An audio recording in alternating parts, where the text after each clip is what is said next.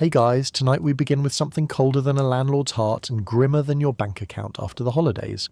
Winter during the Irish Potato Famine. Not the romanticised version with fiddles and dancing. I'm talking about the real, brutal, bone-chilling nightmare of trying to survive an Irish winter when the potatoes died. The government didn't care and death came knocking on every cottage door.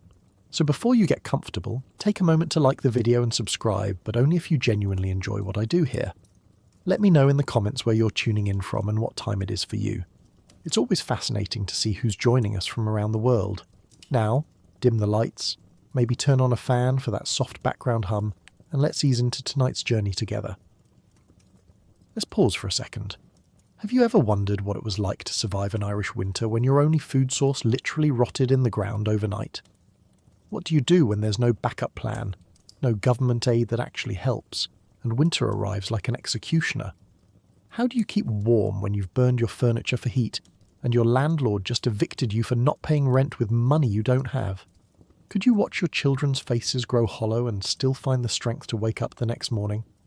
Would you stay and starve or risk everything on a disease-ridden coffin ship to America? And how do you bury the dead when the ground is frozen solid and there are too many bodies to count? Congratulations. You've just woken up in rural Ireland, winter of 1847, the year they'll call Black 47. Your potato field is a wasteland of black slime.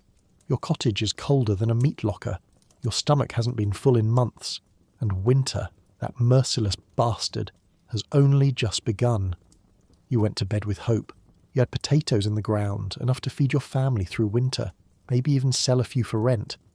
Then you woke up to a smell. Not just any smell. The putrid, sulphurous stench of rot so thick it made your eyes water. You walked to your field and what you saw made your stomach drop. Every potato plant, once green and promising, now black and withered like they'd been cursed by something unholy. You dug frantically into the soil, hoping the tubers underground were safe. But when your hands pulled them up, they weren't potatoes anymore. They were soft, oozing masses of decay that fell apart in your fingers like wet ash. This was Phytophthora infestans, the potato blight, and it had just sentenced your family to starvation. Welcome to the beginning of the end. The speed of it is what's most horrifying. Yesterday, your field was fine, completely fine. You checked it before sunset, admired the sturdy green leaves, maybe even patted yourself on the back for a job well done. But the blight doesn't announce itself. It doesn't send a warning letter. It arrives on the wind, invisible spores drifting across the countryside, landing on your plants like a death sentence written in microscopic ink. And once it takes hold, it moves with terrifying efficiency. Within hours, the leaves turn black. Within days, the entire plant collapses. And underground, where you can't see it, the potatoes themselves are transforming into something that belongs in a horror story. Not a root cellar. You're not alone in this nightmare. You look across the valley and see your neighbours standing in their fields, motionless, staring at the same devastation. Some are on their knees, digging desperately, hoping to salvage something, anything. Others are just standing there, hands hanging at their sides, faces blank with shock. Because everyone knows what this means. The potato isn't just a crop in Ireland, it's everything. It's breakfast, lunch, and dinner. It's the rent payment. It's the difference between survival and starvation, and now it's gone. Let's talk about why potatoes mattered so much, because this isn't just about a vegetable. By the 1840s, over 3 million Irish people, mostly tenant farmers like you, survived almost entirely on potatoes, not by choice, but by necessity. The tiny plot of land you rent from your landlord isn't big enough to grow wheat or oats in quantities that could feed a family, but potatoes? Potatoes are different. They're absurdly productive. 1 acre of potatoes can feed a family of 6 for an entire year, plus provide seed potatoes for next season. They grow in poor soil.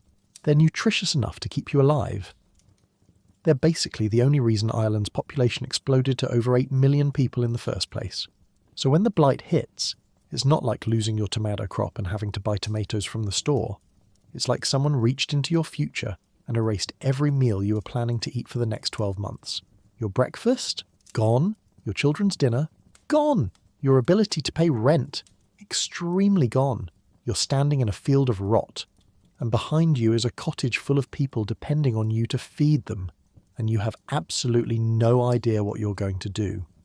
The worst part is that you've heard rumours, stories from the continent about this mysterious disease that's been destroying potato crops in Belgium, France, Germany. You heard about it in passing, maybe at the market, maybe from a traveller, but it was distant, theoretical, someone else's problem. The kind of thing that happens to other people in other places, surely it wouldn't come to Ireland. Surely your potatoes, your faithful, dependable potatoes, would be safe. Spoiler, they were not safe. You try to salvage what you can. You sort through the rotted mess, hoping to find even a few edible potatoes. Sometimes you do find one or two that seem okay on the outside. You brush off the dirt, examine them carefully, tell yourself it's fine. But when you cut them open, the inside is already turning brown and soft. You can't eat them. Well, you can, technically, but they'll make you violently ill. And you can't feed them to your pigs because the pigs will get sick too. So you're left with a pile of stinking, inedible sludge and a growing sense of panic that's starting to claw at your chest. Your spouse appears beside you in the field. No words are exchanged because no words are necessary. You both know. You've both done the mental math. You've both arrived at the same terrifying conclusion. This winter is going to be bad. Maybe the worst you've ever seen. Some of your neighbours are already talking about going to the workhouse. Others are whispering about emigration, about scraping together enough money for passage to America. A few are convinced this is temporary, that next year's crop will be fine, that this is just a bad season. They're wrong, but you don't have the heart to tell them. Because deep down you know something they don't want to accept yet. The blight isn't done. It's coming back. It'll come back next year and the year after that, and it'll keep coming until there's nothing left. You stand there in your field, hands covered in black slime, the smell of rot so thick you can taste it, and you try to remember what hope felt like. It's only September. Autumn has just begun.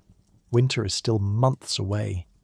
But you can already feel it approaching, like a wolf circling in the darkness, patient and inevitable, and you know, with a kind of bone-deep certainty that makes you want to lie down in the dirt and never get up, that you're not ready for what's coming. But you don't lie down. You can't. Because inside that cottage, your children are waiting. They don't know yet.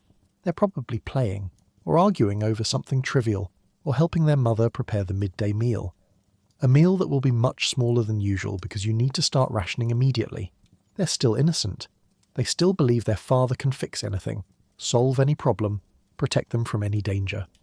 And you're about to walk inside and tell them that this year you can't. You wipe your hands on your trousers, smearing black rot across the fabric. The smell clings to you, follows you back to the cottage like a ghost. Your neighbours are doing the same, trudging home with slumped shoulders and hollow eyes. Tomorrow you'll all gather and talk about what to do next. You'll pool your knowledge, share whatever resources remain, try to come up with a plan. But tonight you have to face your family.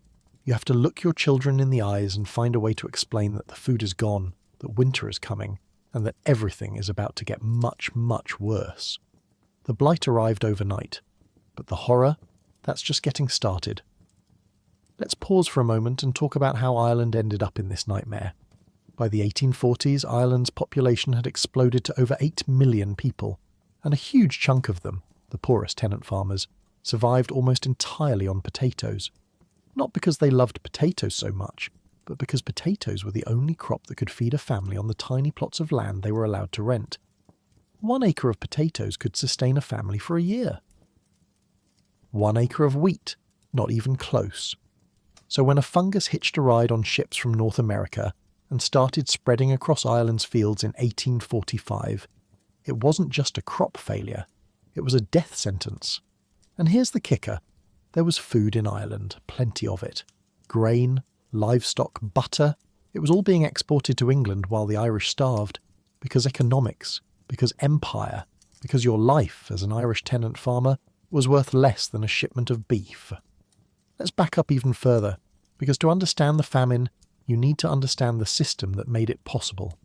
Ireland in the 1840s wasn't really Irish. Not in any meaningful way. It was a colony, owned and controlled by Britain, and had been for centuries. The land itself, The actual soil belonged almost entirely to English and Anglo-Irish landlords, many of whom had never even set foot in Ireland. They lived in London or Bath or some pleasant English countryside estate, collecting rent from Irish tenants through middlemen and agents who were incentivised to squeeze every penny possible from the land. You, the Irish tenant farmer, didn't own anything. Not the cottage you lived in, not the field you worked, not even the potatoes you grew. Technically, legally, it all belonged to your landlord. You rented a tiny plot, sometimes less than an acre, and on that plot you had to grow enough food to feed your entire family, plus extra to sell so you could pay rent. Miss a rent payment, and you were out. Evicted, homeless, no appeals, no second chances, no mercy. So you did what millions of Irish farmers did. You planted potatoes, because potatoes were a miracle crop. They grew fast. They grew densely, and they grew in soil so poor that nothing else would survive. An average adult man needed about 10 to 12 pounds of potatoes per day to stay alive. That sounds insane, but it worked. Potatoes contained enough nutrients, vitamin C, potassium, carbohydrates, to sustain life. Add a bit of buttermilk or an occasional piece of salted fish, and you could actually stay relatively healthy. Not thriving, but alive. And here's the thing. It wasn't a bad system if everything went right. For decades, it did go right. Families grew potatoes, paid their rent, survived. Ireland's population soared. In 1800, there were about 5 million people. By 1845, there were over 8 million. That's explosive growth, fueled almost entirely by the humble potato. But there was a problem, a catastrophic ticking time bomb problem. The entire country was dependent on a single crop, one crop. No backup plan, no diversity, no safety net. It's like building your entire financial future on one stock, and that stock is a potato. And then, in 1845, Phytophthora infestans arrived. The blight. It came from North America, probably on cargo ships carrying infected seed potatoes, and once it hit Europe, it spread like wildfire. The fungus loved cool, damp conditions, which, congratulations, describes Irish weather about 360 days a year. It reproduced through spores that travelled on the wind, landing on potato plants and infecting them within hours. The leaves blackened, the stems rotted, and underground, the potatoes themselves turned to toxic mush. The first year, 1845, about a third of the potato crop was destroyed. Bad, but survivable. People tightened their belts, ate less, hoped next year would be better. Then 1846 hit, and the blight came back with a vengeance. This time it destroyed nearly the entire potato crop, and 1847 even worse. That year became known as Black 47, the darkest year of the famine, when death was so commonplace it stopped being shocking. Now here's where the history lesson gets really infuriating. During all of this, Ireland was still producing food. Lots of food. We're talking about substantial quantities of wheat, oats, barley, cattle, pigs, butter and eggs. Irish farms were growing and raising enough food to feed the entire population several times over. But it wasn't going to the Irish. It was being exported. To England. Picture this. You're standing in your field, watching your children's faces grow hollow from hunger. Your stomach is cramping so badly you can barely stand. You haven't eaten a full meal in weeks, and down the road you can see armed guards escorting a convoy of carts piled high with grain, heading to the nearest port to be shipped to Liverpool or London. That grain was grown in Irish soil by Irish hands. But it doesn't belong to you. It belongs to your landlord, who sold it for profit, and the British government sees absolutely nothing wrong with this arrangement. Why didn't the government stop the exports? Great question. The answer is a toxic cocktail of economic ideology and barely concealed contempt for the Irish. The British government in the 1840s was deeply committed to laissez-faire economics, the idea that markets should be left alone, that government interference was bad, and that natural economic forces would sort everything out. The Prime Minister at the time, Lord John Russell, and his advisers genuinely believed that stopping food exports or providing massive relief would distort the market. They were more worried about upsetting economic theory than about people dying in ditches. But it wasn't just economics. There was also a widespread belief among British officials that the Irish had brought this on themselves. They were lazy, improvident, too dependent on a single crop, too Catholic, too numerous. Some officials saw the famine as a form of divine providence, a natural correction to Ireland's overpopulation problem. One British official, Charles Trevelyan, who was in charge of famine relief, literally wrote that the famine was a direct stroke of an all-wise and all-merciful providence sent to teach the Irish a lesson. Let that sink in. The man in charge of helping you survive believed that God wanted you to starve. Relief efforts, when they came, were inadequate and often counterproductive. The government set up public works programs where you could break rocks in exchange for wages barely enough to buy a single meal. They opened soup kitchens, then closed them right as winter hit because they were too expensive. They built workhouses that were so deliberately miserable that only the truly desperate would enter. And once you entered, you'd probably die there from disease or malnutrition. Meanwhile, the food exports continued. Shipments of grain, livestock and dairy products left Irish ports under armed guard while people starved on the roadside. It's estimated that enough food was exported from Ireland during the famine years to feed the entire population multiple times over. But economic principles and imperial indifference mattered more than Irish lives. So when we talk about the Irish Potato Famine, we need to be clear about something. The potato blight was a natural disaster. The famine was not. The famine was a policy choice. It was the result of a colonial system that treated Irish lives as expendable, combined with an economic ideology that valued market forces over human survival, seasoned with a healthy dose of ethnic and religious prejudice. You didn't starve because there was no food. You starved because the food was taken from you, because the land wasn't yours, because the government decided that saving you would cost too much or set a bad precedent or interfere with the sacred principles of free trade. You starved because you were poor, Irish, and Catholic, and in the eyes of the British Empire that made you less than human. This is the context you're living in as winter approaches. This is the system that's about to kill you, your family, and over 1 million of your countrymen. The blight destroyed the potatoes. But the empire is what turned that into a genocide, and winter is just getting started. Let's talk about where you live. Your cottage is made of stone and mud, with a thatched roof that leaks when it rains and lets in the wind when it doesn't. There's one room. One.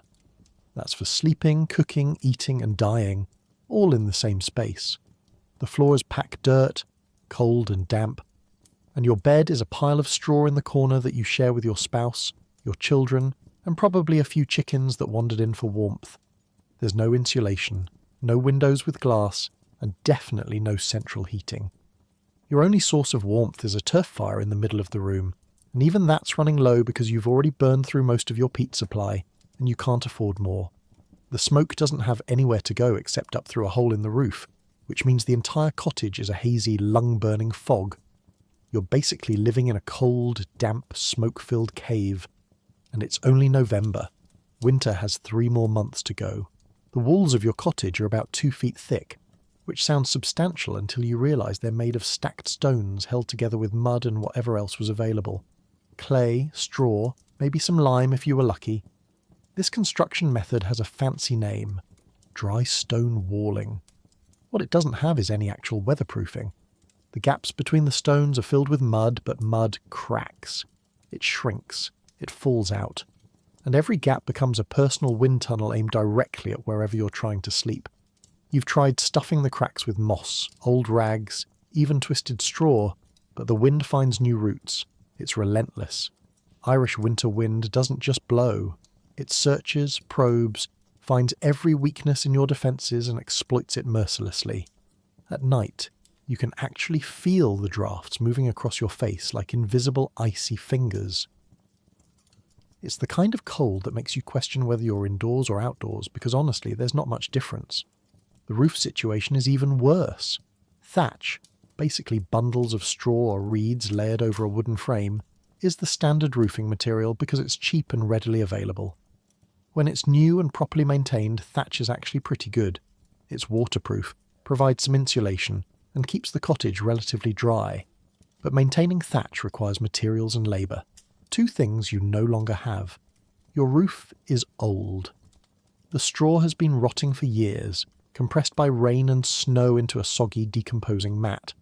When it rains, water seeps through and drips onto the floor, creating puddles of mud. When it's dry, the wind tears chunks of thatch away, leaving holes that let in rain, snow, and more of that delightful wind. Your door, and let's use that term generously, is made of rough planks held together with wooden pegs and hanging from leather hinges that have stretched and cracked. It doesn't fit properly in the frame anymore. There's a gap at the bottom wide enough to slide your hand through, which means mice have no trouble getting in. Neither does the cold. You've stuffed rags along the bottom, but they're constantly getting kicked away or dragged off by animals, and you have to replace them daily. The door has no lock, just a wooden bar that drops across the inside. Not that you have anything worth stealing anymore. Let's talk about the fire, your only source of heat, light, and cooking capability. It sits in the middle of the room, not in a fireplace with a chimney, just an open fire burning on the dirt floor, maybe ringed with a few stones to contain it. The smoke rises up and theoretically exits through a hole in the roof. In practice, most of it just hangs in the air, stinging your eyes and coating everything in a layer of black soot. Your lungs have forgotten what clean air feels like. You cough constantly, everyone does. The children's coughs sound wet and rattling, the kind that makes you worry they're developing something serious, which they probably are. The fuel situation is desperate. Traditionally, you'd have spent the late summer and early fall cutting turf from the bog, blocks of compressed peat that burn slowly and provide decent heat. You'd stack them to dry, building a supply that would last through winter. But this year, you were too weak from hunger to cut much turf, and what little you did cut, you've already burned through because the cold came early and you had no choice. Now you're burning anything combustible. Sticks, old straw, dried cow dung when you can find it, which produces almost no heat and a lot of eye-watering smoke. You've already burned most of your furniture, the extra stool, the small table, even the wooden trenchers you used to eat from. Each morning, the fire has died down to a few struggling embers, and you have to coax it back to life with twigs and your own breath. Crouching in the frozen cottage, your hands so numb you can barely hold the kindling. Sometimes it takes half an hour just to get a flame going, and once it's lit, you guard it jealously, because if it goes out completely, starting it again means striking sparks from flint and steel onto a bit of tinder, a process that can take forever when your hands are shaking from cold and hunger. The sleeping arrangements are medieval in the worst sense. Your bed is a pile of straw spread on the dirt floor in the corner farthest from the door, covered with whatever scraps of fabric you still own.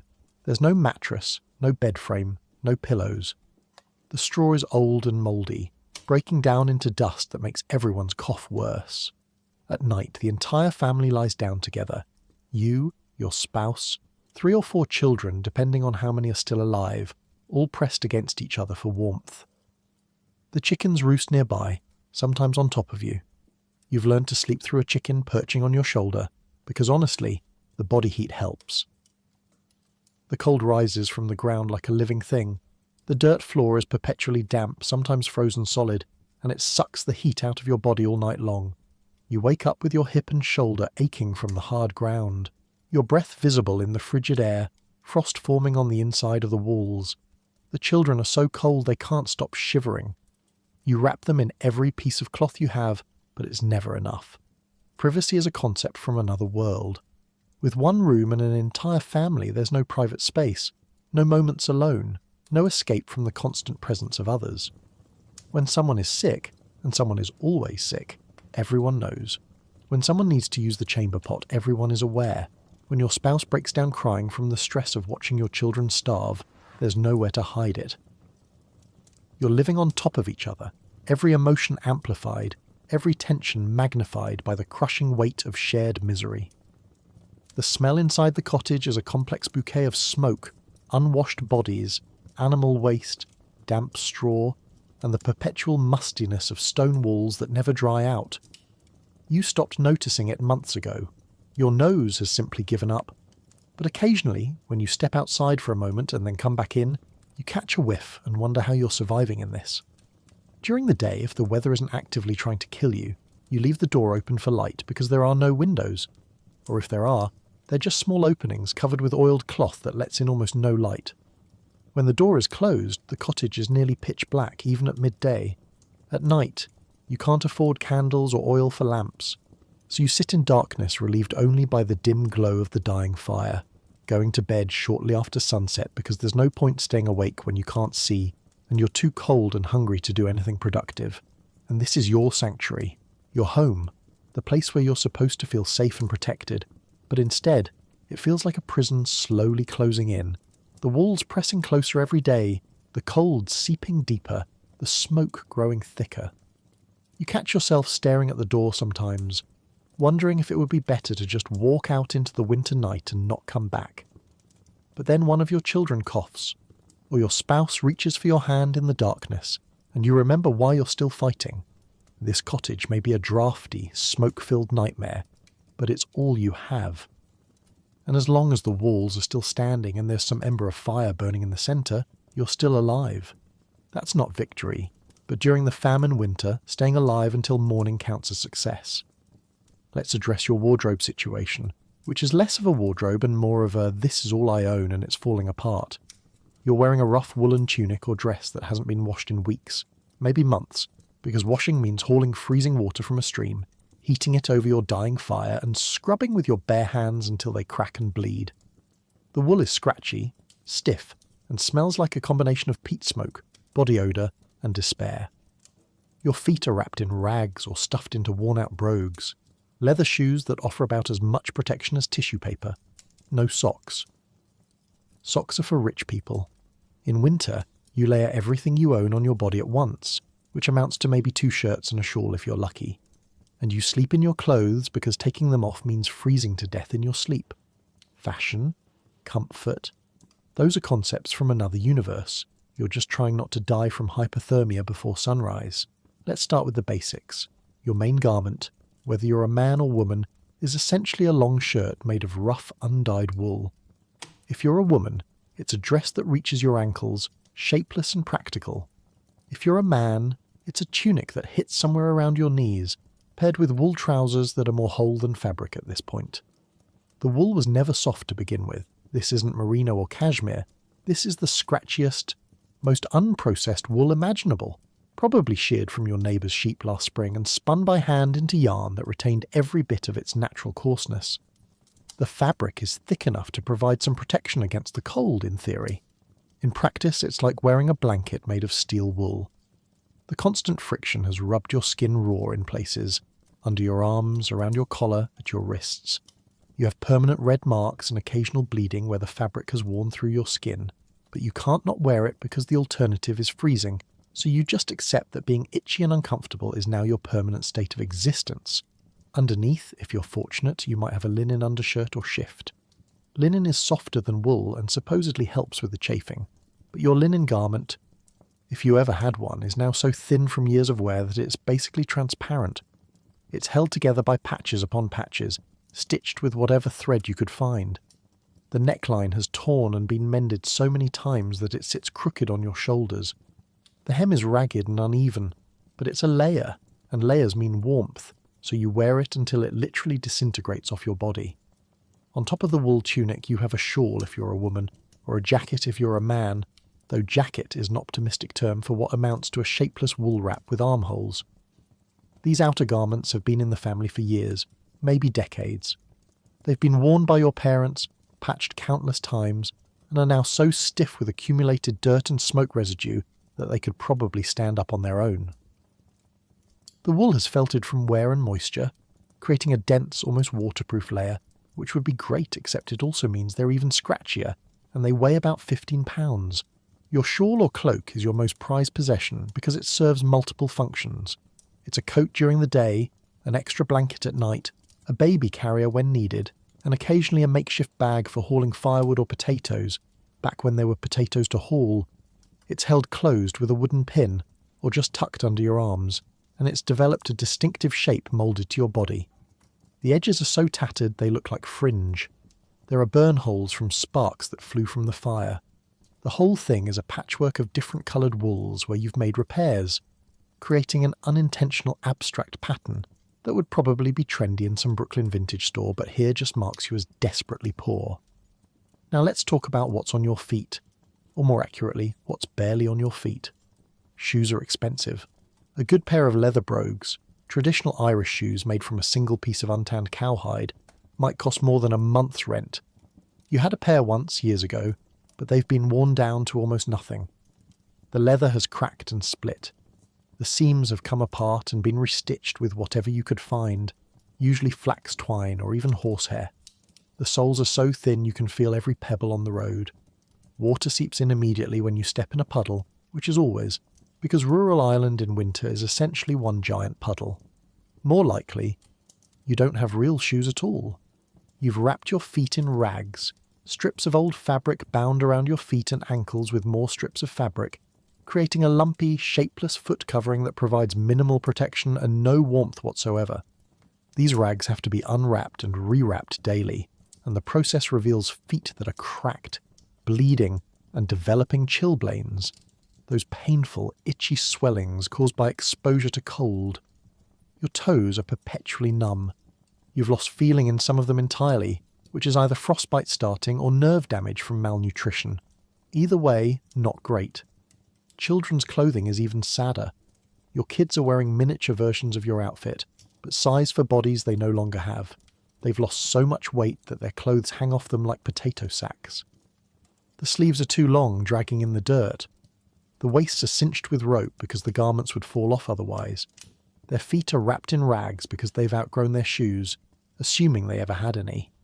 You keep telling yourself you'll make them new clothes when things get better, but things aren't getting better, and there's no fabric to make new clothes anyway.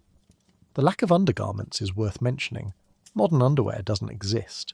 If you're lucky, you have a linen undershirt that provides a minimal barrier between your skin and the scratchy wool. But dedicated undergarments for your lower half? Not a thing. You're going commando under those wool trousers or dress, which means the scratchy wool is in direct contact with areas of your body that are particularly sensitive to scratchy wool. It's as uncomfortable as you're imagining, maybe worse. Washing these clothes is theoretically possible, but practically a nightmare. You'd have to haul water from the stream, a stream that's partially frozen and definitely freezing. You'd have to heat enough water over your failing fire to fill a tub, which would take hours and use up precious fuel. Then you'd have to strip off your clothes, which means being naked in a freezing cottage, scrub the garments by hand with no soap because you can't afford soap. Wring them out with your bare hands until your fingers cramp, and then hang them to dry, which in the damp Irish winter could take days. Days during which you have nothing else to wear and would literally freeze to death. So you don't wash them. Nobody washes their clothes. You air them out sometimes, hanging them over a stick near the fire, which just makes them smell like slightly different smoke. The accumulated sweat, dirt, and grime creates a layer of filth that's almost protective. It fills in the weave of the fabric, making it slightly more windproof. You tell yourself this is a good thing. It's insulation. It's strategic filth. The itching is constant and maddening. Your entire body itches all the time. The wool scratches, the dirt irritates, and then there are the lice. Oh, the lice. Everyone has lice. Body lice. Head lice. Probably some other kind of lice that hasn't been classified yet. They live in the seams of your clothes, feeding on your blood, laying eggs that hatch into more lice. You can spend hours picking them out of your hair and clothes, crushing them between your thumbnails with a satisfying pop, but it's futile. For every louse you kill, there are 100 more waiting. The bites create red welts all over your body. You scratch until you bleed, which creates infections, which makes everything worse. Your hands are worth special mention. They're not covered by gloves because gloves are for the wealthy. Your hands are exposed to the elements all day, hauling water, gathering sticks, doing whatever work you can still manage. The skin has cracked from the cold and dryness, creating painful fissures that split open and bleed whenever you flex your fingers. Your knuckles are swollen and red. Your nails are broken and blackened. You've wrapped them in rags sometimes, but you need your hands to work so the rags come off and the damage continues. At night, you lie down in your pile of straw wearing every single item of clothing you own. The scratchy wool tunic, the threadbare linen shift, the shapeless outer garment, the tattered shawl, all of it layered on your body. You're still cold. The clothes are damp from your breath and body heat, which makes them feel even colder. But taking them off isn't an option because the cottage is freezing and you need every micrometer of insulation you can get. You dream sometimes of clean clothes, soft clothes, Clothes that don't scratch or smell or harbour entire ecosystems of parasites. Clothes that fit properly and keep you warm and maybe even look nice. But those dreams are from another lifetime, another world where potatoes grew and rent was paid, and winter was just a season instead of a slow-motion execution. For now, you have what you're wearing. One outfit, maximum discomfort, minimum warmth. And the grim certainty that if things get worse, and they will get worse, you'll eventually have to burn these clothes for fuel. But not yet. Not today. Today you're still wearing them. Still itching. Still cold. Still alive. That's the fashion statement of the Irish famine winter. Survival at any cost. Dignity optional. It's morning. Time for breakfast. Except there is no breakfast. Breakfast used to be potatoes. Lunch used to be potatoes. Dinner? Also potatoes. Maybe with a little buttermilk if you were lucky, or a bit of salted fish on feast days. But now the potatoes are gone, rotted into toxic sludge, and there's nothing to replace them. You scrape the bottom of your grain sack and find a handful of oats, maybe enough for a thin, watery gruel that tastes like punishment. You boil it with water, no milk, no salt, no hope. Your children stare at the pot with hollow eyes, their stomachs growling loud enough to echo off the stone walls. You divide the gruel into portions so small they barely coat the bottom of each wooden bowl. It's not enough. It's never enough. But it's all there is. You eat in silence because talking takes energy, and energy is a currency you can't afford to spend. Welcome to breakfast during the famine. May it sustain you until the next meal, which may or may not exist. Let's take a moment to remember what breakfast used to be, back in the golden age of 6 months ago, when the potatoes were still growing, and life was merely hard instead of impossible. You'd wake up, and the first thing you'd do is reach into the basket where yesterday's cooked potatoes were stored. They'd be cold, maybe a little tough, but there'd be enough of them. You'd eat 4, 5, maybe 6 potatoes for breakfast. Just potatoes. Sometimes you'd heat them over the fire. Sometimes you'd eat them cold because you were hungry and impatient.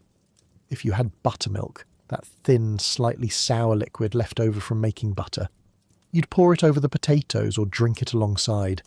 That was luxury. That was a good breakfast. Your children would eat their potatoes without complaint because that's what they knew. Potatoes for breakfast, potatoes for lunch, potatoes for dinner. An adult man could eat 10 to 14 pounds of potatoes per day. That's roughly 12 to 14 potatoes. Women ate slightly less. Children ate less still, but they still ate several pounds. Every single day. For years. Your entire digestive system was built around processing massive quantities of potatoes. Your body knew what to expect and how to handle it. And here's the thing nobody tells you about the potato diet. It actually worked. Potatoes contain vitamin C, preventing scurvy. They have potassium, B vitamins, and enough protein to keep you functional. The Irish peasant diet of potatoes and buttermilk was nutritionally superior to what many English factory workers were eating. You weren't gourmet dining, but you weren't malnourished. Your children grew. Your body functioned. You had energy to work the fields, to haul water, to live. But that was then. Now you're crouched by the fire, stirring a pot of water that contains maybe 2 handfuls of oats. Oats are supposed to be animal feed, or at best a supplement to a real meal. But they're all you have, so they've become the meal. The water is cold when you pour it in because your water bucket has a skin of ice on top that you have to break through. The oats don't want to absorb the water, they just float there, looking sad and insufficient. You stir and stir, trying to coax these pathetic oats into something that resembles food. The fire beneath the pot is weak. You're rationing fuel, so the water takes forever to heat. Your children are awake now, huddled together in the corner, wrapped in the same shawl, watching you with the kind of desperate hope that breaks your heart. They know better than to complain. They learned weeks ago that complaining doesn't create food, so they just watch, silent, waiting. Finally, the gruel reaches something approximating warmth. It's thin. You can see the bottom of the pot through the liquid, and it's grey. Not appetizing grey, but the grey of something that has given up on life. You have 4 wooden bowls, rough-hewn things carved years ago, stained and cracked from use. You divide the gruel between them, trying to make it look like more than it is by spreading it across the entire bottom of each bowl. It doesn't work. Everyone can see this is maybe 3 or 4 spoonfuls each. Your youngest child, maybe 5 years old, picks up their bowl and looks at it with confusion. They're too young to remember abundance, but they're old enough to know this isn't right. They look up at you with a question in their eyes, but they don't ask it. What would be the point? You have no answer that would help. You eat slowly, trying to make each spoonful last, trying to trick your brain into thinking you're having a meal. The gruel has no flavour. You used to have salt, back when you could afford it, which at least made things taste like something. But salt costs money, and money is a fantasy. So you're eating flavourless oat water, and your tongue is rejecting it even as your stomach desperately wants it. Halfway through your bowl you stop. You look at your children, at how thin they've become, at the way their cheekbones press against their skin, at their stick-thin arms poking out from layers of ragged clothing. And you pour half of your portion into their bowls. They don't argue, they don't refuse, they just eat it immediately, scraping their spoons against the wood to get every last drop. Your spouse is doing the same thing, giving up half their portion. Neither of you discusses it, neither of you acknowledges what you're doing, but you both know that if anyone is going to survive this winter, it'll be the children. They still have a chance. You and your spouse? You're already written off. Your job now is just to keep the children alive long enough for spring to arrive, for something to change, for some miracle to happen. The gruel sits in your stomach like a stone. It's not enough to stop the hunger. Nothing short of several pounds of food would be enough at this point, but it's something. Your stomach stops its desperate cramping for maybe an hour. That's the goal now. Just quieting the hunger for an hour at a time, getting from one small meal to the next, breaking the day into survivable chunks. You remember, with painful clarity, a breakfast from last year. A feast day, maybe Easter. You had potatoes, yes, but also an egg. One egg, boiled, split among the family, and a piece of salted herring that you'd saved for weeks. You'd felt rich that morning, you'd felt blessed. Your children had laughed and talked and acted like children should act. The cottage had felt warm, life had felt possible. Now you sit in silence staring at empty bowls and try to remember what it felt like to be full. Really full. Not just the pain has stopped for a moment full, but genuinely satisfied. Your body has forgotten. Your stomach has shrunk to accommodate the new reality. Sometimes you wonder if you'll ever feel truly full again, or if this gnawing, constant hunger is just your life now. The new normal that you'll carry even if you somehow survive. The children hand you their bowls without being asked. They've licked them clean, actually licked them, tongues scraping across the wood to get every molecule of oat residue. You stack the bowls without washing them. Washing requires water you'd have to haul, and energy you don't have. The residue will dry and harden, and tomorrow's gruel will soften it, and you'll eat that too because nothing can be wasted. Your eldest child, maybe 10 years old, asks the question you've been dreading. When will we have more? They're not asking about the next meal. They're asking about real food, about enough food, about the kind of meal where you don't finish eating and immediately start thinking about where the next meal is coming from. You want to lie. You want to tell them soon, next week, things will get better. But you've already told too many lies, made too many promises you couldn't keep. So instead, you just say, I don't know. It's the most honest thing you've said in weeks. The morning stretches ahead of you. It's barely past dawn. Breakfast is over, that dismal, inadequate breakfast that wouldn't qualify as a snack in normal times, and now you have to figure out how to survive until evening. If you stay in the cottage, you'll stay slightly warmer, but you'll also dwell on your hunger. If you go out, you might find something. Firewood, edible plants, work if you're incredibly lucky. But you'll burn precious calories doing it, calories you can't afford to lose.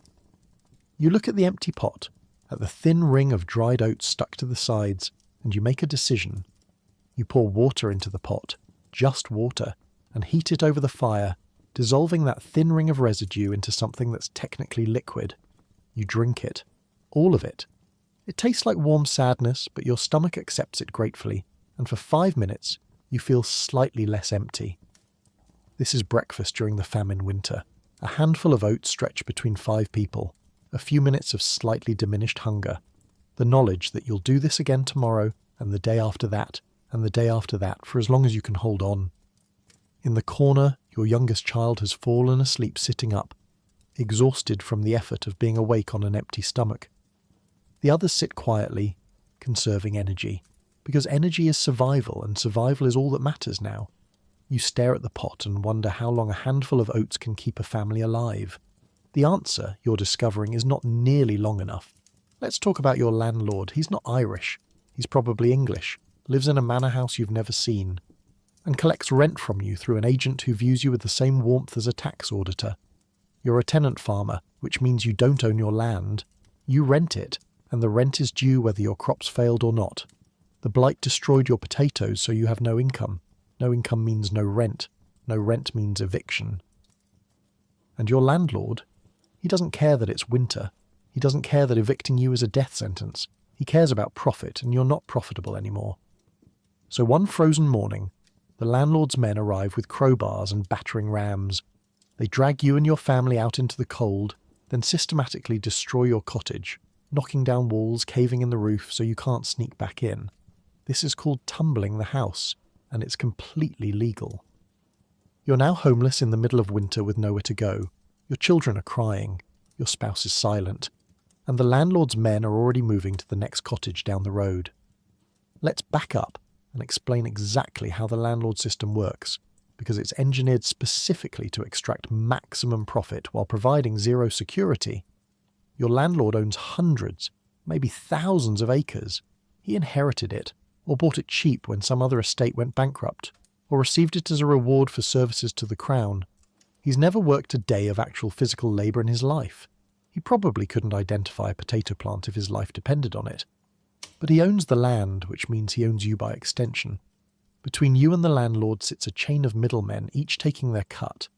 First, there's the head agent, who manages the entire estate and reports to the landlord maybe once or twice a year.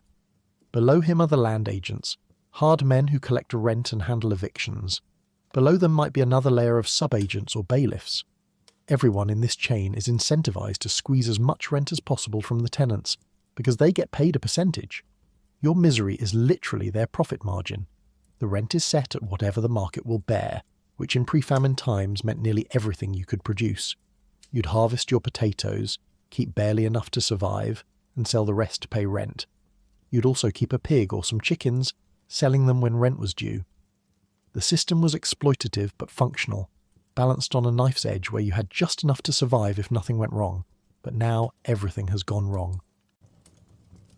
The potatoes failed, so you have nothing to sell. The pig died or was already sold to pay last month's rent. The chickens were eaten weeks ago. You're sitting in your cottage with zero income and a rent payment due that you have absolutely no way of making. The amount hasn't changed. The landlord's agent doesn't care that your crop failed. The number is the number. Pay it or get out. You've tried to negotiate. When the agent came around last month, you explained the situation. Your potatoes rotted. You have no food, no income, no way to pay. You promised you'd pay double next year if he'd just give you time. The agent listened with the emotional investment of someone watching paint dry, then marked something in his ledger and left without a word. That mark meant one thing: eviction pending. The eviction notice, when it comes, is a formality. Sometimes it's a piece of paper nailed to your door. Sometimes it's just the agent showing up and telling you that you have until the end of the week. Sometimes there's no notice at all, just the sound of boots on frozen ground and the landlord's men appearing at your door like a nightmare made flesh. Today is that day.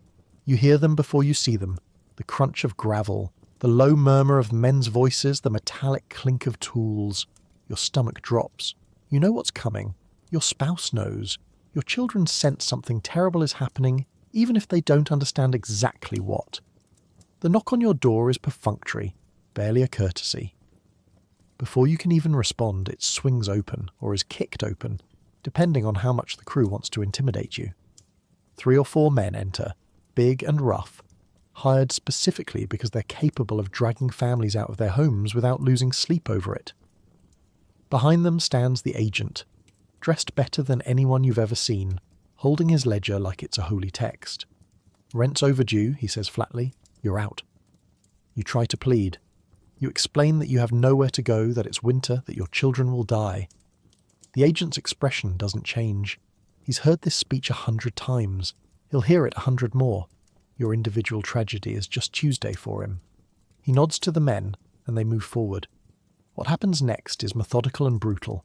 The men grab you by the arms and drag you toward the door. You try to resist, but you're weak from starvation, and they're well-fed men twice your size. Your spouse is screaming, clutching the children, trying to gather a few possessions. One of the men grabs a sack and starts throwing things into it, a pot, a blanket, whatever's within reach.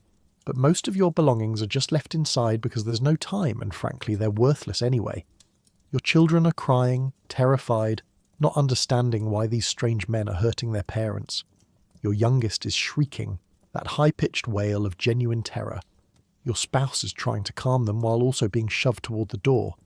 It's chaos, violent and disorienting, and within minutes your entire family is standing outside in the freezing air, watching as the men go back inside your cottage. Then comes the tumbling. This is the part that haunts you. The men systematically destroy your home. They use crowbars to pry apart the walls stone by stone. They use wooden poles to push in the roof, the thatch collapsing in a cloud of dust and straw. They knock down the door frame, crack the wooden supports, render the entire structure uninhabitable. This isn't accidental damage. This is deliberate destruction, designed specifically to prevent you from sneaking back in after they leave. The reason for tumbling is purely economic. If the landlord leaves the cottage standing, he's legally responsible for the people living in it. By destroying it, he removes that liability. You're not his tenants anymore. You're just homeless people. And homeless people are someone else's problem. Probably the local workhouse's problem, or the road's problem, or death's problem, but not his problem. You watch your home collapse. The cottage where you were born, where your children were born, where your parents lived before you. Generations of your family lived within those walls. Your grandmother died in that corner by the fire. Your oldest child took their first steps on that dirt floor. Every memory, every moment of your life happened inside that structure. And now it's rubble. The whole process takes maybe 20 minutes. 20 minutes to erase your entire life. The men finish their work, brush the dust off their hands, and move on. You can see them heading to the next cottage down the road, where your neighbours are about to experience the exact same nightmare. The agent makes a mark in his ledger, officially recording that you've been evicted and the property cleared. Then he leaves too, probably to have lunch. You're standing in the frozen morning with your family, watching smoke rise from the collapsed roof where the breakfast fire is smothering under fallen thatch. You have one sack of possessions. You're wearing every piece of clothing you own. Your children are shaking from cold and fear. Your spouse is staring at the ruins with empty eyes, beyond tears, beyond reaction. And now what? Where do you go? Your relatives are either already dead, evicted themselves, or too poor to take you in. The nearest town is miles away, and even if you make it there, what then? There's no housing, no charity, no help. The workhouse is an option, but you've heard the stories. Families separated, conditions worse than prison, death rates so high they might as well burn the bodies at the gate for efficiency. Some families try to rebuild. They wait until the landlord's men leave, then attempt to create some kind of shelter from the rubble. But the agents know this trick. They come back a few days later and destroy whatever you've built, sometimes arresting you for trespassing on the landlord's property. Yes, you can be arrested for trying to survive on land you lived on for generations. The cruelty isn't a bug in the system, it's a feature. The landlords want you gone. You're not profitable anymore, and worse, you might become a financial liability. Under Irish law, landlords are technically responsible for their destitute tenants. If you stay on the property and starve, the landlord could theoretically be held accountable. But if you're evicted, destroyed, scattered to the winds, not his problem. The system rewards cruelty and punishes compassion. Some landlords are worse than others. A few offer token assistance. Maybe passage on an emigrant ship, maybe a few coins, maybe just the mercy of not destroying the cottage until spring. These landlords are rare enough that they get mentioned by name in historical records as examples of exceptional kindness, which tells you everything about how low the bar was. But most landlords do exactly what yours did. They evict in winter, because winter is when you're weakest, most desperate, least likely to cause trouble. They destroy the cottages because maintaining empty buildings costs money. They show no mercy because mercy doesn't pay rent. You pick up your sack. Your children are asking where you're going. You don't have an answer. The wind is picking up, carrying sleet that stings like frozen needles. Down the road, you hear the sound of another cottage being destroyed. Another family screams. Your landlord is probably in London right now, warm and fed, balancing his accounts and noticing with satisfaction that his liability expenses in Ireland have decreased. He's eliminated several unprofitable tenants. The land will lie fallow this year, but that's fine. Maybe he'll consolidate it, turn it into grazing land for cattle, which requires fewer workers and produces more reliable income. You take one last look at the ruins of your home. Then you start walking because standing still means freezing to death, and you're not ready for that yet. Not yet. But soon, maybe. Winter has a way of making death seem less frightening and more like rest. So you've been evicted. Now what? You can't go to a neighbour's house. They're barely surviving themselves. You can't rebuild your cottage. The landlord made sure of that. Your options are terrifyingly limited.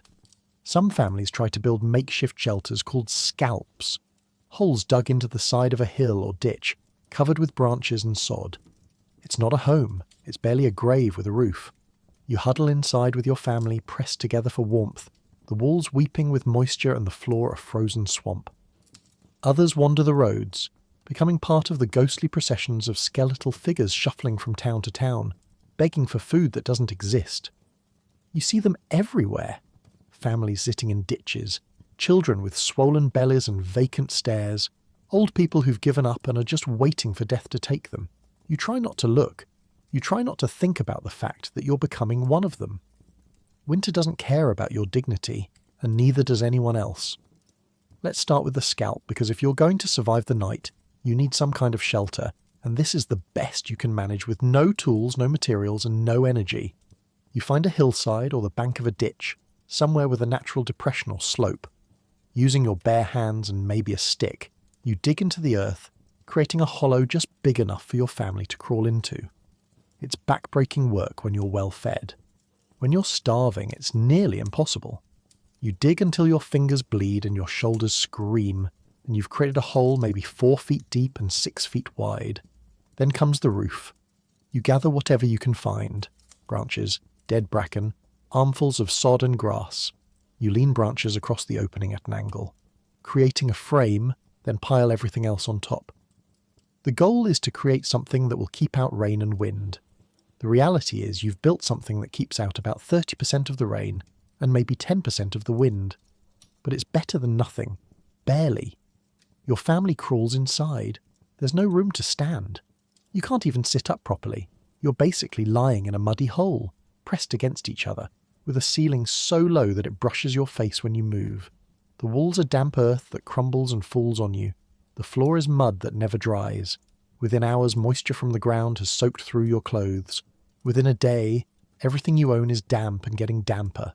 The cold is different here than it was in your cottage. In the cottage, the cold came from the air. Here, it comes from below.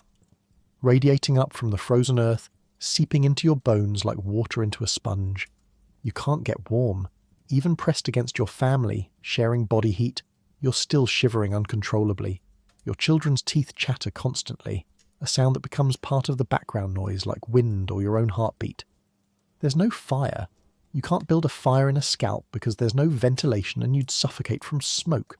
So you just lie there in the dark, in the cold, listening to your family breathe and trying to convince yourself this is survivable. The smell is overwhelming. Damp earth, unwashed bodies, the particular stench of humans living in a hole. But you stop noticing after a while because your nose gives up, overwhelmed into numbness. At night, the wind howls over your shelter, sometimes tearing away pieces of your roof. You hear it happening but can't do anything about it because going outside means freezing. So you just lie there and listen as your shelter slowly disintegrates. When it rains, water seeps through the gaps, dripping onto your face, pooling beneath you, turning your floor into a cold soup of mud and misery. But at least you have a scalp. Many families don't even manage that. They end up on the roads, and the roads during the famine winter are scenes from a waking nightmare. Imagine every apocalypse movie you've ever seen, but slower, quieter, and more hopeless. Families shuffle along, moving without destination, because staying in one place means death, but moving also means death, just slower. You join the road walkers because what else can you do? You carry your one sack of possessions. Your children walk beside you, or you carry the youngest ones when they can't walk anymore, which is often because they're too weak. You have no plan. There's no town that's welcoming homeless refugees. There's no distant relative who can take you in. You're just moving because humans are wired to move when things are bad, to search for something better, even when your rational mind knows there's nothing better to find. The roads are packed with others doing the same thing. You pass families sitting in ditches too exhausted to continue. Some of them are clearly dying. You can see it in their vacant eyes and the way they've stopped shivering, which is actually a bad sign because it means their bodies are shutting down. Their children lie across their laps unnaturally still. You don't stop to help because you can't help. You have nothing to give. Even sympathy feels like a luxury you can't afford. You see bodies, not metaphorically, actual corpses by the roadside. Some are fresh, some have been there for days or weeks. In summer they'd be rotting, attracting flies. In winter they're just frozen, preserved like grim statues. Sometimes they're partially covered with stones, a half-hearted burial attempt. Sometimes they're just lying there, uncovered, staring at the sky. You stop flinching after the first dozen. Death becomes scenery. Your children ask questions at first. Why is that person sleeping outside? When will we get to where we're going? Are we going to die? You try to answer, but eventually you run out of comforting lies. The truth, that you have no destination, no plan, no hope, is too bleak to speak aloud, so you just say, keep walking, and hope that's enough. Towns and villages offer no refuge. When you approach, hoping for charity or work or something, you're met with fear and hostility. The locals are struggling too. They've already got their own starving poor to worry about. A wave of homeless refugees from the countryside represents a threat. More mouths to feed, more disease to spread, more dying people who need to be buried. Town officials literally post guards at the entrances during the worst periods, turning away refugees. You're not welcome. Keep moving. Sometimes you find a barn or an abandoned building and shelter there for a night. It's warmer than the open air, but barely. These places are usually already occupied by other homeless families, so it becomes a matter of finding a corner, claiming your space, and hoping nobody steals your sack during the night. The smell in these shelters is indescribable. Dozens of unwashed, sick, starving people packed into an unventilated space. But it's out of the wind, so you're grateful. Begging becomes your occupation, though calling it an occupation is generous. You stand by the roadside or in town squares, hand extended, asking for help. Sometimes people give you something. A piece of bread so mouldy you have to scrape off the green parts, a coin so small it won't buy a full meal. More often they just walk past, avoiding eye contact, pretending you don't exist. You can't blame them. If you were in their position, you'd probably do the same. Your children learn to beg. The young ones are actually more effective than you because people have more sympathy for starving children than for starving adults. Your oldest daughter, thin as a skeleton, sits by the church on Sundays with her hand out, and occasionally someone drops a coin. She brings it back to you with pride, like she's done something heroic. You want to feel proud too, but mostly you just feel sick that your child has to beg to survive. The workhouse starts to seem like a reasonable option, which is how you know you've hit rock bottom. The workhouse is designed to be awful, deliberately, punitively awful, so that only the truly desperate will enter.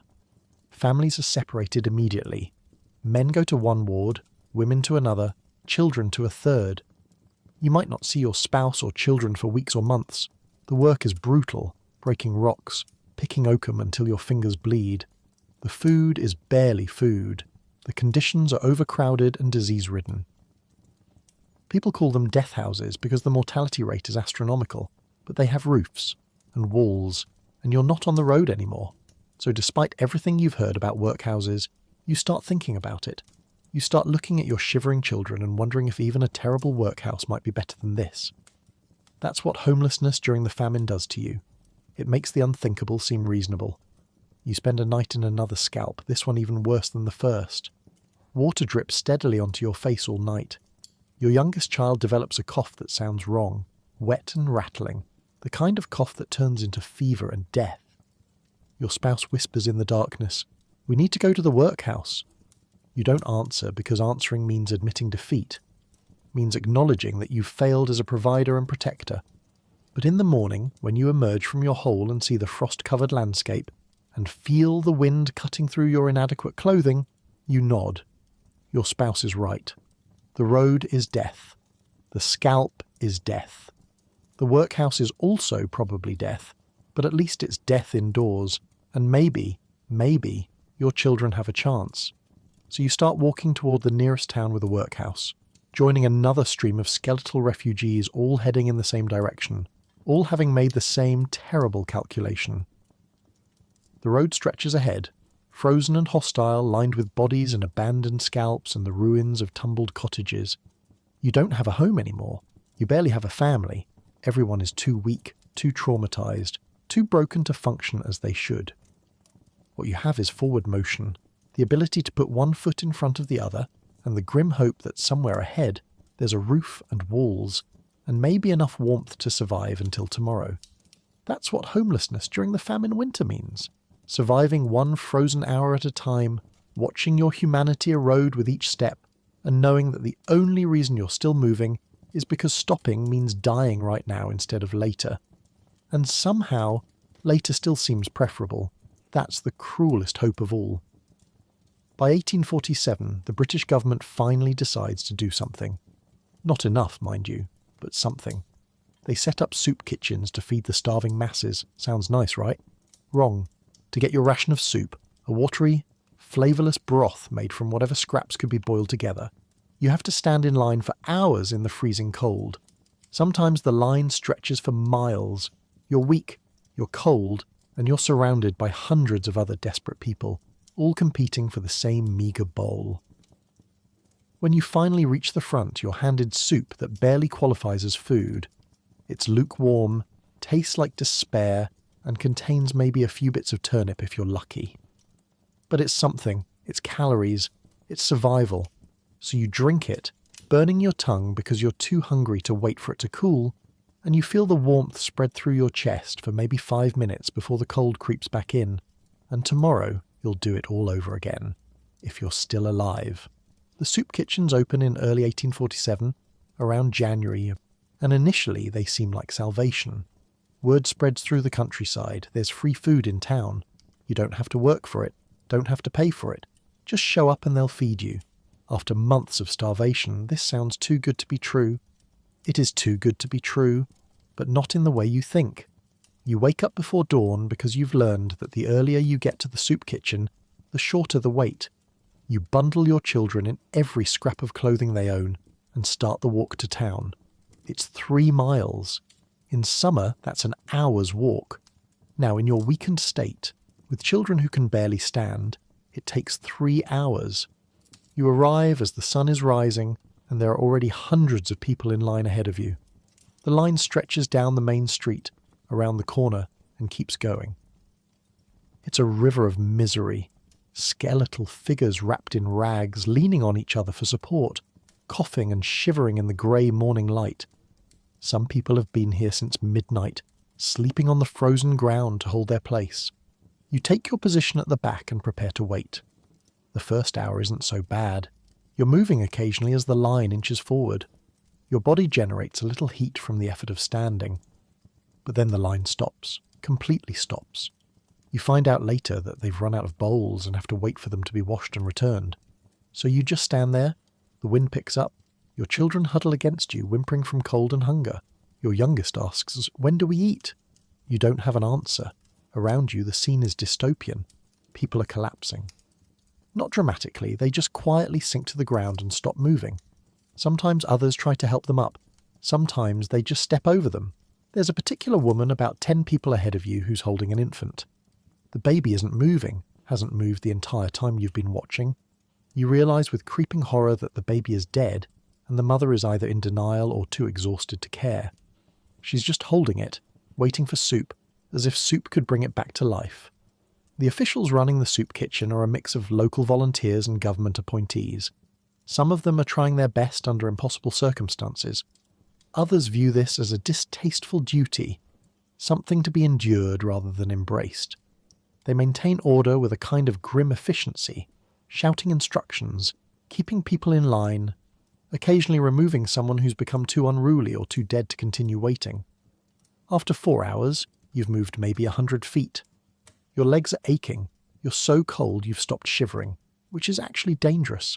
It means your body is conserving energy for vital organs, shutting down your extremities.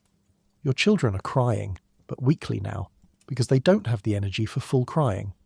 You consider leaving, but leaving means giving up the soup, and the soup is the only food you'll get today, so you stay. Finally, after 6 hours of standing in the freezing wind, you reach the front. There's a massive iron pot over a fire, steam rising from it, and the smell. Oh, the smell is intoxicating. It doesn't matter that it's thin vegetable broth. It smells like food, like warmth, like survival. Your mouth waters for the first time in weeks. A volunteer ladles soup into a wooden bowl and hands it to you. The bowl is warm. Just holding it against your chest is a kind of ecstasy. You look down at the contents, a murky, greyish liquid with a few pale chunks floating in it. Turnip, maybe, or potato, though that seems cruel. The portion is small, maybe a cup and a half. Not nearly enough to satisfy your hunger, but it's something. You're supposed to drink it and return the bowl immediately so it can be washed for the next person. There's no sitting area, no tables, no dignity. You stand there on the street, the bowl pressed to your lips, and you drink. The soup is lukewarm at best. By the time it reaches you, it's been sitting in the serving bowl for several minutes. But it's warm compared to the air, and you don't care. You gulp it down, burning your tongue, not tasting it so much as consuming it desperately. It's over in 30 seconds. The bowl is empty. You've just ingested maybe 150 calories, barely enough to justify the energy you spent walking here and standing in line. Your stomach, which had been cramping with hunger, now feels slightly less empty. Not satisfied. You're nowhere near satisfied. Just slightly less urgently desperate. Your children get smaller portions because they're smaller. The volunteer measures carefully, making sure each person gets exactly their allotted amount and not a drop more. Your youngest gets maybe half a cup. They drink it in 3 desperate swallows, then look up at you with eyes that ask the question, "Is there more?" There isn't more. You hand back the bowls and step aside, making room for the next family. The warmth from the soup lasts about 5 minutes. It spreads through your chest, a brief moment of almost comfort, and then it's gone, absorbed by your body's desperate need for heat and energy. The walk back home, back to your scalp or whatever shelter you've managed, stretches ahead of you, 3 miles through the cold, and you've barely consumed enough calories to make the journey worth it energetically. But psychologically, it matters. You ate, you have something in your stomach, you can survive another day. The soup kitchen system, for all its flaws, actually works for a brief period. At its peak in the summer 1847, the soup kitchens are feeding about 3 million people per day. That's roughly 40% of Ireland's population. The mortality rate drops slightly. People start to believe maybe, just maybe, they'll survive this. And then the government closes them. In September 1847, right as autumn arrives and winter approaches, the British government shuts down the soup kitchens. Why? Because they're too expensive. Because the government officials believe Ireland needs to return to normal market conditions. Because the prevailing economic philosophy says that government intervention distorts markets and creates dependency. So just as winter arrives, just as you need the soup kitchens most, they disappear. The last time you go, there's a notice nailed to the door. Closed by order of the Treasury. No explanation, no alternative offered, just closed. The iron pots are carted away, the volunteers disperse, and you're left standing in the empty street staring at the closed door, wondering what you're supposed to do now. The cruel irony is that the soup kitchens proved the famine could be managed. When the government actually tried to feed people, it worked. Fewer people died, but the political will to continue didn't exist. The cost was deemed too high. The Irish poor were deemed not worth the investment. So the programme ended and the death toll soared again. Some local charities try to continue providing soup, but they're overwhelmed and underfunded. The Quakers, bless them, do heroic work setting up their own kitchens and feeding as many as they can. But private charity can't replace government infrastructure. The scale is too large. The need is too great. You return to the soup kitchen location a few more times out of desperate hope, thinking maybe they've reopened, maybe there's been a mistake, but the door stays closed, the building sits empty. And eventually you stop going because walking 3 miles for nothing is a waste of energy you can't afford. Looking back, the soup kitchen period feels almost like a dream. For a few months there was daily food. Not enough, never enough, but something. You could plan around it. Wake up, walk to town, get soup, survive another day. It was grim, but it was survivable. Now even that's gone. The humiliation of the soup kitchens was real. Standing in line like beggars, accepting charity, being reduced to a mouth that needs filling rather than a person with dignity and worth. But you would take that humiliation back in a heartbeat. You'd stand in line for 12 hours. You'd endure any amount of cold or shame, because the alternative to humiliation was starvation. And now, with the soup kitchens closed and winter settling in like a predator circling its prey, you're facing that alternative. The brief respite is over. The long, dying resumes. You're back to scraping by on nothing, watching your children's faces grow more hollow, counting the hours until you can sleep because sleep is the only time you don't feel hungry. The soup kitchens offered something beyond calories. They offered routine, purpose, a reason to get up in the morning. Now even that's gone. You're adrift again, floating through winter with no anchor, no plan, no hope. But at least you remember what the soup tasted like. In your hungriest moments, you close your eyes and try to recall it. That warm, thin broth, inadequate but real. It's the closest thing to a happy memory you have from these terrible months. And somehow, that makes it worse. Winter during the famine isn't just about starvation and cold, it's also about disease, because when you're malnourished, freezing, and living in filth, your immune system basically gives up. Typhus, known as famine fever, spreads like wildfire through crowded workhouses, soup kitchen lines, and roadside ditches. It's carried by lice, which you absolutely have because everyone has lice. The symptoms start with a fever, then a rash, then delirium, then death. There's also relapsing fever, dysentery, and cholera. Take your pick, you're basically a walking petri dish. If you get sick, there's no doctor, no medicine, no hospital. You just lie in your damp corner and hope your body fights it off. Spoiler, it probably won't. Entire families are wiped out in days. Bodies are left unburied because there's no one strong enough to dig a grave. Winter doesn't just freeze you, it rots you from the inside out. Let's start with typhus, because it's the big killer, the disease that defines the famine years alongside starvation. Typhus is spread by body lice, specifically their feces. When a louse bites you and defecates on your skin, and you scratch the bite, you rub the feces into the wound. The bacteria enters your bloodstream. Congratulations, you now have typhus. The incubation period is about 2 weeks, during which you feel fine, but you're already contagious, already spreading it to everyone around you. The first symptom is a headache. Not a mild headache, a skull-splitting, eye-watering headache that makes you want to lie down in the dark and never move again. Then comes the fever, spiking to dangerous levels, making you alternate between violent shivering and drenching sweats. Your muscles ache like you've been beaten. Your joints throb. You can't eat, not that there's food anyway, because your throat is too sore and swallowing feels impossible. Around day 5 or 6, the rash appears. Small red spots spreading across your trunk, then your arms and legs. The spots darken over time, becoming purplish-brown. This is your blood vessels breaking down, leaking blood into your skin. It looks exactly as bad as it sounds. By day 7, you're delirious. You don't know where you are, who's with you, or what's real. You might be having conversations with dead relatives. You might think you're somewhere else entirely, back in your cottage before the famine, or at your wedding or childhood. Your family watches helplessly as you thrash and mutter, your skin burning to the touch, your eyes unfocused and wild. They try to cool you down with wet rags, but water is scarce, and hauling it requires energy they don't have.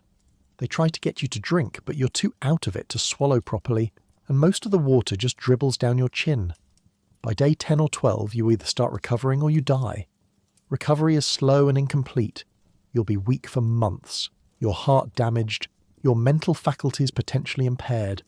Death is faster. Your organs shut down, your brain swells, and you slip from delirium into unconsciousness into nothing. The whole process takes about 2 weeks from first symptom to death. And here's the nightmare part. The entire time you're sick, you're spreading lice to everyone caring for you. Your spouse, sitting by your side, wiping your forehead, is getting covered in lice. Your children, huddling nearby for warmth, are getting covered in lice. Within days, they're showing symptoms. Within 2 weeks, the entire family is sick. Within a month, most of them are dead. Typhus loves the conditions of the famine. Crowding, poor hygiene, inability to wash clothes or bodies, weakened immune systems from starvation. It's a perfect storm.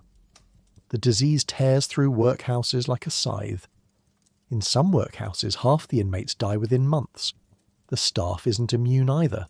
Doctors, nurses, priests, volunteers, anyone who comes into contact with the sick gets sick themselves. Many die. The ones who survive often refuse to return, which leaves the sick to die without care. Then there's relapsing fever, typhus's equally terrible cousin. Also spread by lice. It causes cycles of fever. You spike a fever for a few days, then it breaks and you feel better, then a week later it comes back, over and over until your body just gives up. Each cycle weakens you further. Each relapse brings you closer to death. Dysentery is another special horror. It's an intestinal infection causing severe bloody diarrhea. When you're already starving and dehydrated, dysentery is a death sentence. You lose fluids you can't replace. You become so weak you can't move. You lie in your own waste because you don't have the strength to clean yourself, and nobody else has the strength to help you. The smell is overwhelming, the indignity is crushing, and the end comes quickly, usually within a week, sometimes within days. Cholera makes sporadic appearances, especially in towns with contaminated water supplies. It causes such severe diarrhea and vomiting that you can die from dehydration within hours. People go from healthy to dead in a single day. There's a particular horror to cholera deaths. The body becomes shriveled, the skin turns bluish, the eyes sink into the skull. You look like you've been dead for weeks even though you just died this morning. Scurvy starts appearing in those who survive on nothing but grain or turnips for months. Your gums bleed, your teeth loosen and fall out, old wounds reopen spontaneously. You bruise from the slightest touch. You're literally falling apart from vitamin C deficiency. It's treatable. Just eat something with vitamin C, but when there's no fresh vegetables or potatoes, there's no treatment. Then there's the respiratory infections. When you're living in a cold, damp shelter, breathing smoke from a poorly ventilated fire, and your body is too weak to fight anything off, pneumonia and bronchitis become major killers. What starts as a simple cough turns into something wet and rattling. You can't breathe properly. Fluid fills your lungs. You drown slowly from the inside while your family watches helplessly. The worst part about disease during the famine is the complete absence of medical care. There are some doctors in Ireland, but they're concentrated in cities and serve the wealthy. For a poor rural farmer, medical care might as well not exist. There's no one to diagnose you, no one to prescribe treatment, no one to ease your suffering. If you get sick, your options are survive on your own or don't. Some folk remedies circulate. Drinking hot whiskey for fever, great idea if you could afford whiskey or had any way to heat it. Poultices of various herbs for the rash. Bleeding, because medieval medicine somehow survived into the 1840s, and people still thought draining blood from a sick, starving person was helpful. None of it works. Most of it makes things worse. The fever hospitals, when they exist, are overwhelmed. They're meant to isolate the sick from the healthy, preventing spread. But they're understaffed, undersupplied, and overcrowded. Patients lie 2 or 3 to a bed. The bedding isn't changed between patients. The same instruments are used on multiple people without cleaning. These places are infection factories, and often you're more likely to die in a fever hospital than you're lying in a ditch. Some priests and volunteers show extraordinary courage, tending to the sick even knowing they'll probably catch typhus themselves. Many do catch it. Many die. But they keep coming back because somebody has to care for the dying. Somebody has to give last rites. Somebody has to bear witness. These people are heroes, though they'd probably never use that word. The combination of starvation and disease creates a synergistic horror. Each makes the other worse. Starvation weakens your immune system, making you more susceptible to disease. Disease increases your body's energy needs at exactly the time when you have no energy to give.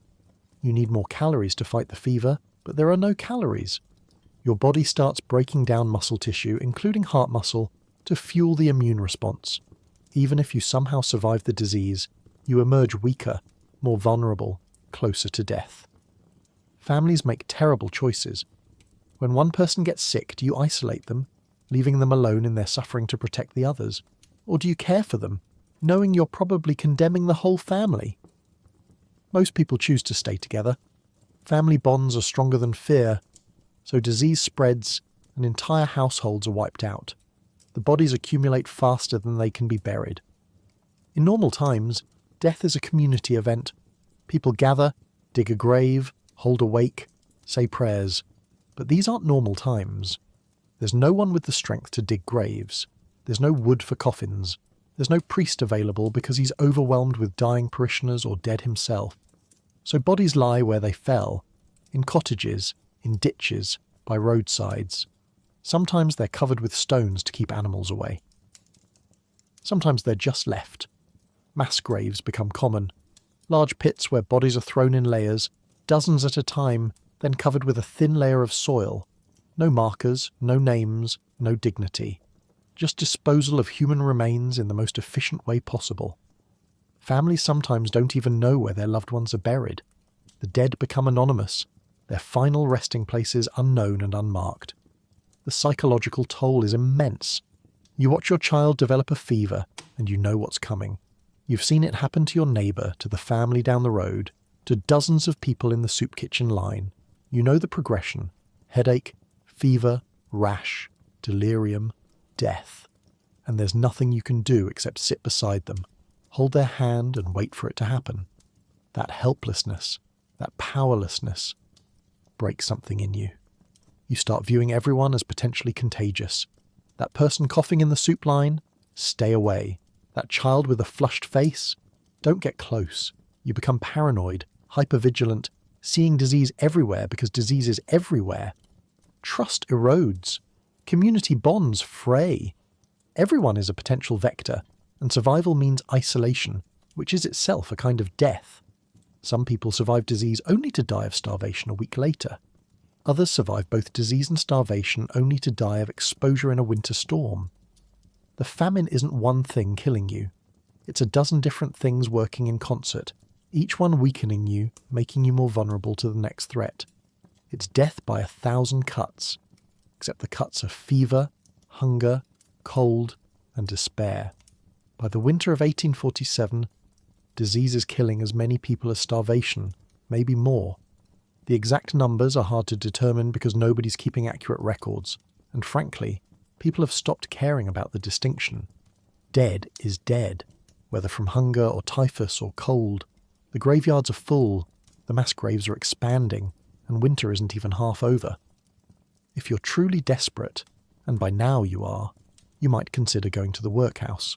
The workhouse is the government's answer to poverty, a grim prison-like institution where the destitute can exchange labour for food and shelter. Sounds reasonable, except it's designed to be so miserable that only the truly hopeless will enter. To get in, you have to give up everything: your freedom, your dignity, sometimes even your family, because men, women, and children are separated into different wards. You're given a uniform, assigned backbreaking labour like breaking rocks or picking oakum, and fed just enough to keep you from dying immediately. The food is worse than the soup kitchen slop. Thin gruel, stale bread, and the occasional bit of rotten meat. The overcrowding is suffocating.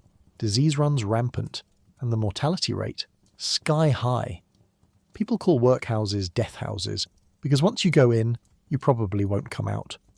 But it's winter, and the alternative is freezing to death in a ditch. So you swallow your pride, walk through those gates, and pray you survive long enough to see spring. The workhouse system was actually imported from England, where it had been functioning, if you can call it that, since the Poor Law Amendment Act of 1834. The philosophy behind workhouses was simple and cruel: make poverty so unpleasant that people would do anything to avoid it. The workhouse was meant to be a deterrent, a place so terrible that even the desperately poor would choose destitution over entering. And in normal times, it worked. People stayed away in droves, but these aren't normal times. By the winter of 1846 to 47, Ireland's workhouses are overwhelmed. They were built to house maybe 100,000 people total across the entire country. By early 1847, they're packed with over 200,000, with thousands more desperate to get in. The buildings are bursting at the seams. Every room, every corridor, every available space is crammed with bodies. The systems designed for manageable numbers have completely collapsed under the weight of mass desperation. You approach the workhouse gates with your family and already you can smell it. An overwhelming stench of unwashed bodies, disease, human waste and despair that carries on the wind. The building looks like a prison, because that's essentially what it is. High walls, barred windows, a forbidding entrance designed to intimidate. There's a line of people waiting to be admitted, skeletal figures with hollow eyes and tattered clothes. Some have been waiting for days because the workhouse is full, and they only admit new people when someone dies and frees up space. When you finally reach the entrance, you're met by the workhouse master, an administrator with absolute power over every aspect of life inside. Some workhouse masters are decent people trying to do an impossible job. Most are petty tyrants who view the inmates as criminals deserving of punishment. Your particular workhouse master looks you up and down with undisguised contempt, as if poverty is a moral failing rather than a circumstance. To be admitted, you have to prove you're destitute. This means you can't own anything of value. If you've somehow kept a tool, a cooking pot, any possession worth selling, you either surrender it or you're turned away. You hand over the few items you've been carrying, a wooden spoon, a blanket, your children's extra shirt. Everything goes into a pile. You'll never see these items again. Then comes the separation. This is the moment that breaks many families. Men are sent to the male ward, women to the female ward. Boys over 2 years old are separated from their mothers and sent to the boys' ward. Girls might stay with their mothers if they're young enough, but older girls go to a separate section. Families are literally torn apart at the entrance. Your wife is holding your youngest, crying, begging them not to take the child. The guards, yes, there are guards, are unmoved. They've heard this pleading 1,000 times. They pry your child from her arms while she screams. Your older children are silent, too shocked and traumatized to react. You try to comfort them, to tell them you'll see each other soon, but you're being pulled in different directions. Within minutes, your family has been scattered throughout the building, and you don't know when or if you'll see them again. You're taken to a processing area where you're ordered to strip completely. Your clothes, the scratchy, lice-infested clothes you've worn for months, are taken away to be fumigated, which mostly means thrown in a pile and maybe burned eventually. You stand naked in a freezing room with dozens of other men, all of you shivering and trying to maintain some shred of dignity. Then you're given a cursory wash with cold water and harsh soap, a process that's more humiliating than cleansing. The workhouse uniform comes next. A rough, shapeless outfit made of coarse material, identical to what every other inmate wears. It's deliberately designed to be demeaning, to strip away individuality and mark you as a pauper. The shirt is too big or too small, they don't care about fit. The trousers are held up with rope. You're given wooden clogs that don't fit and will give you blisters within hours. The sleeping arrangements make your old cottage look luxurious by comparison.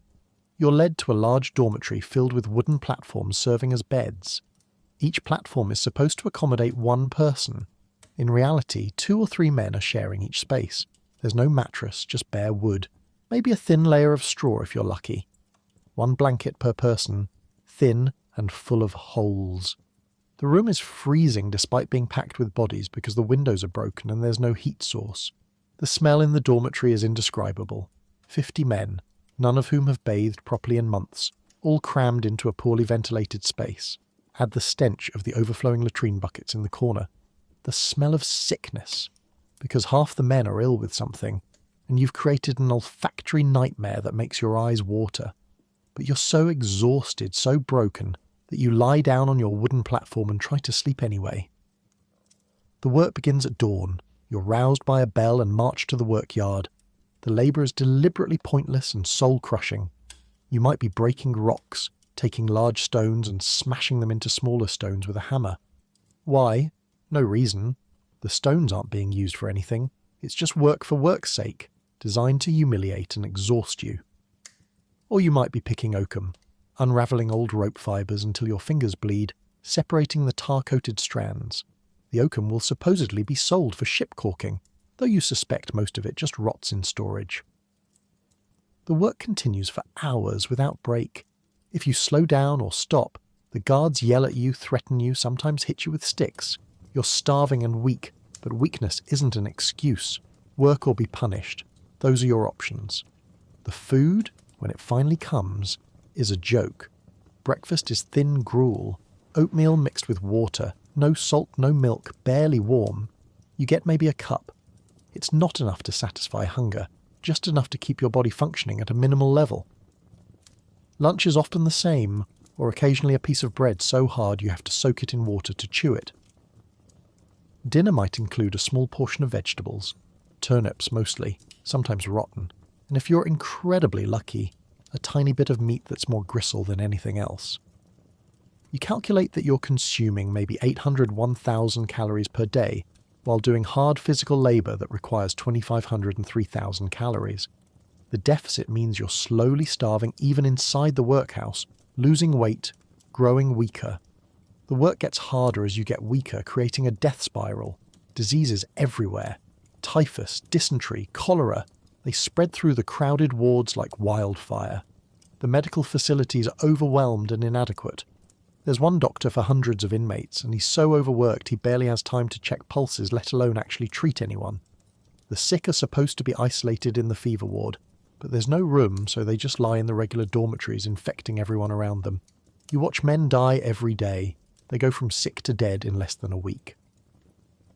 The bodies are wrapped in rough cloth and carried out to the workhouse cemetery, buried in mass graves with no markers, no ceremony, no acknowledgement that they were individuals with names and lives and families. You attend a burial once and count 37 bodies being dumped into a single pit. The gravediggers work mechanically, without emotion, because showing emotion would make this job impossible. The separation from your family is torture. You're not allowed to visit the other wards. Occasionally you might glimpse your wife across the yard during the brief exercise period, but you can't speak to her, can't touch her, can't even confirm she's still alive. You have no idea how your children are doing. Are they eating? Are they sick? Are they still alive? The not knowing eats at you, creates a constant anxiety that's worse than hunger. Some inmates try to escape. They scale walls, break windows, simply walk out when guards aren't looking. Most are caught and brought back, then punished, usually by being put in the solitary confinement on reduced rations, which in workhouse terms means you get even less food than the already inadequate amount. Some escapees succeed in getting away but have nowhere to go, so they end up back on the roads, often dying within days. The psychological effects are devastating. The workhouse is designed to break your spirit, to reduce you to a docile, obedient unit of labour. The constant surveillance, the arbitrary rules, the dehumanising treatment, it all works to destroy whatever sense of self you had left. Men who entered with dignity leave broken, if they leave at all. Many develop what we'd now recognise as severe depression or PTSD. They stop speaking, stop reacting, just go through the motions like automatons. Children suffer worst of all. Separated from their parents, stuck in overcrowded wards with minimal supervision, they're traumatised beyond measure. Many children die in workhouses, from disease, from malnutrition, from despair. The survivors often carry psychological scars for life.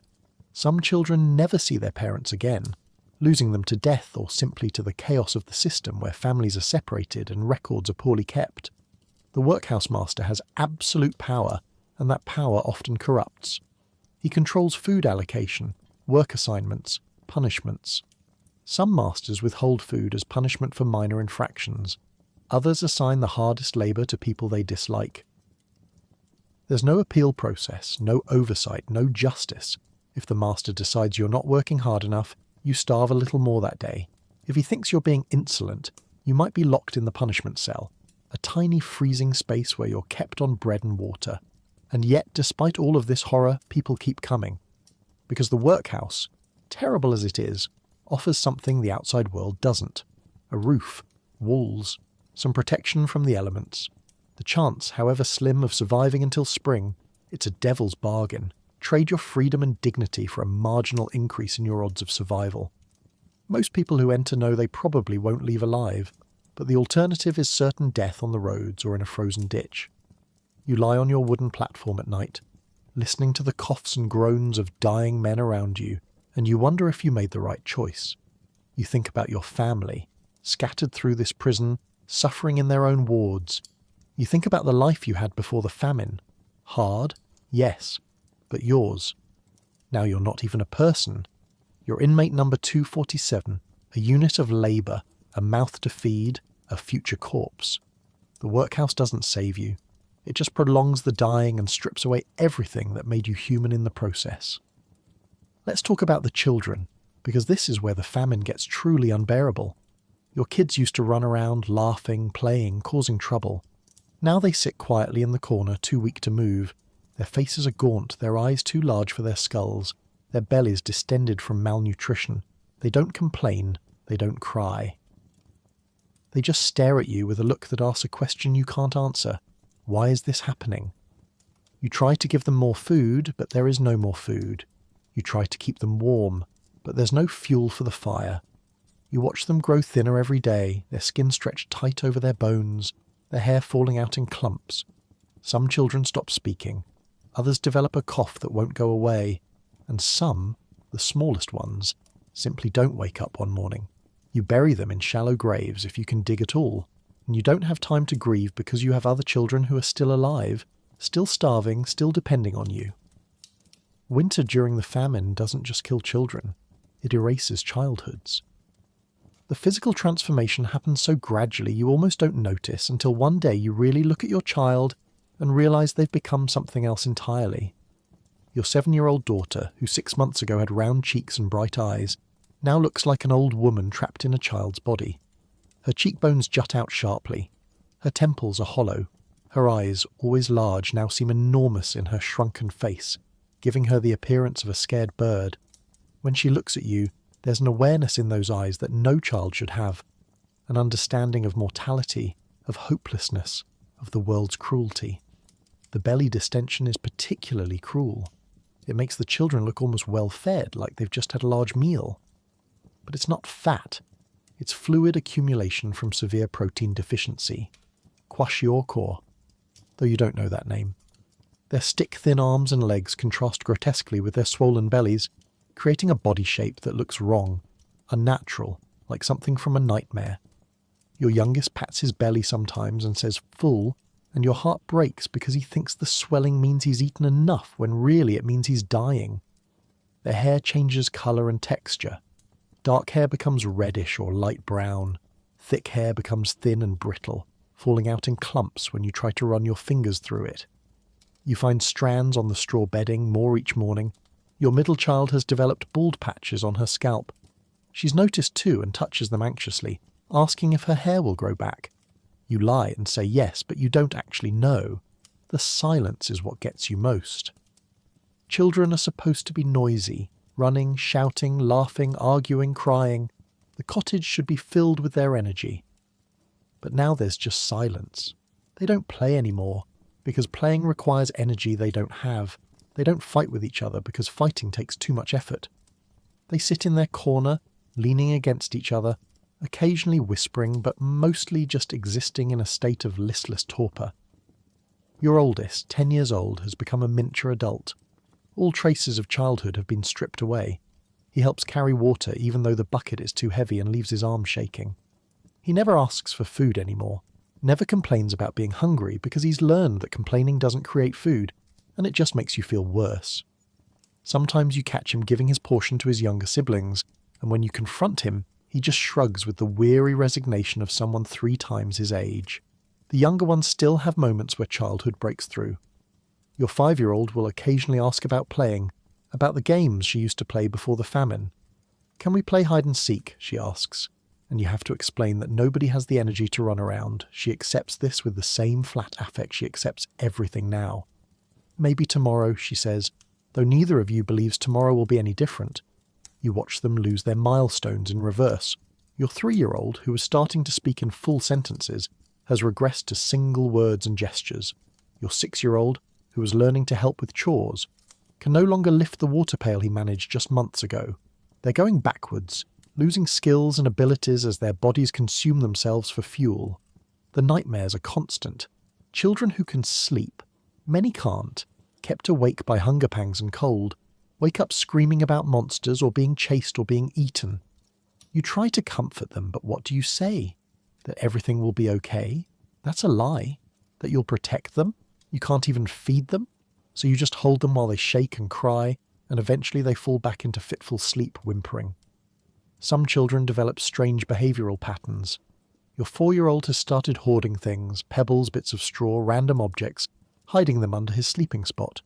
You think he's trying to create some sense of security, some feeling that he has possessions, owns something in a world where everything has been taken.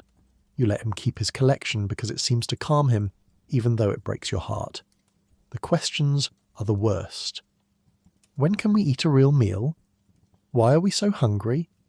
Are we going to die? And the most devastating, did I do something wrong? That one nearly destroys you because your child thinks this is punishment, thinks they somehow deserve this suffering.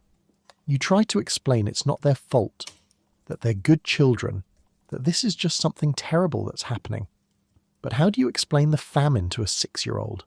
How do you explain economic systems and colonial oppression and crop disease to someone who just wants to know why their stomach hurts? The hierarchy of need becomes brutal. You have 3 children still alive. You know, rationally, that you can't save all of them. You don't have enough food, so you make terrible calculations. The oldest is strongest, most likely to survive, most useful. The youngest is weakest, least likely to make it. The middle child falls somewhere between. You try not to play favourites, try to distribute the meagre food equally. But sometimes you find yourself giving slightly larger portions to the ones who seem to have the best chance. It's triage. It's monstrous. It's necessary, and you hate yourself for it. Some children seem to understand what's happening to them. Your 8-year-old pulled you aside one day and said very calmly, "I think I'm going to die soon." Not scared, not crying, just stating a fact like commenting on the weather. You tried to reassure her, but she just shook her head with adult-like certainty. "It's okay," she said. "I'm very tired anyway." What do you do with that? How do you respond when your child has accepted their own death? The physical contact becomes important in new ways. You hold your children more now, not just for their comfort, but for yours. The feel of their body, however thin and fragile against yours, is proof they're still alive. You count their breaths at night. You check their pulse. You've become hyper-vigilant, constantly monitoring them for signs that the end is near, as if your vigilance could somehow prevent the inevitable.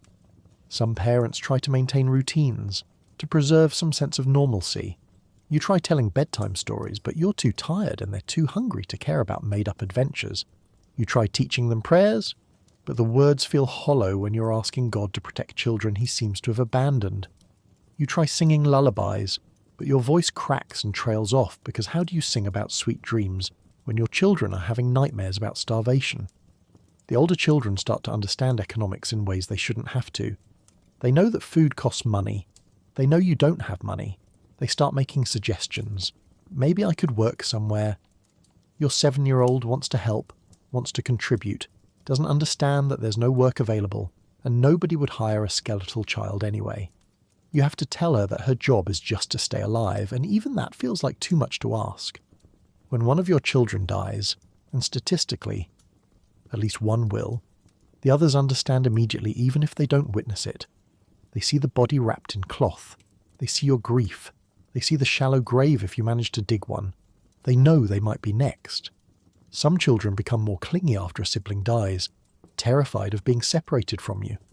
Others withdraw further, as if pre-grieving their own death. The developmental impact will last forever for the ones who survive. Children experiencing severe malnutrition during critical growth years suffer permanent effects: stunted height, weakened bones, reduced cognitive function. Your children, if they survive, will carry the physical scars of this winter their entire lives. They'll be shorter than they should have been. They'll have health problems. They'll remember hunger in their bones. The psychological scars will be deeper. Children who survive the famine will grow into adults who hoard food, who can't ever feel secure, who have nightmares about starvation decades later. They'll be unable to throw away food even when it's spoiled. They'll be unable to trust that provision will continue. The trauma will be inherited. They'll pass their anxiety and fear to their own children, who will grow up in America or Australia, or wherever the family ends up, raised by parents whose minds never fully left that freezing Irish cottage. You try to preserve their childhood in small ways. You teach them songs you remember from your own childhood. You tell them stories about their grandparents. You make up games that don't require movement, guessing games, word games, anything to engage their minds. Sometimes it works and you see a flicker of the child they used to be.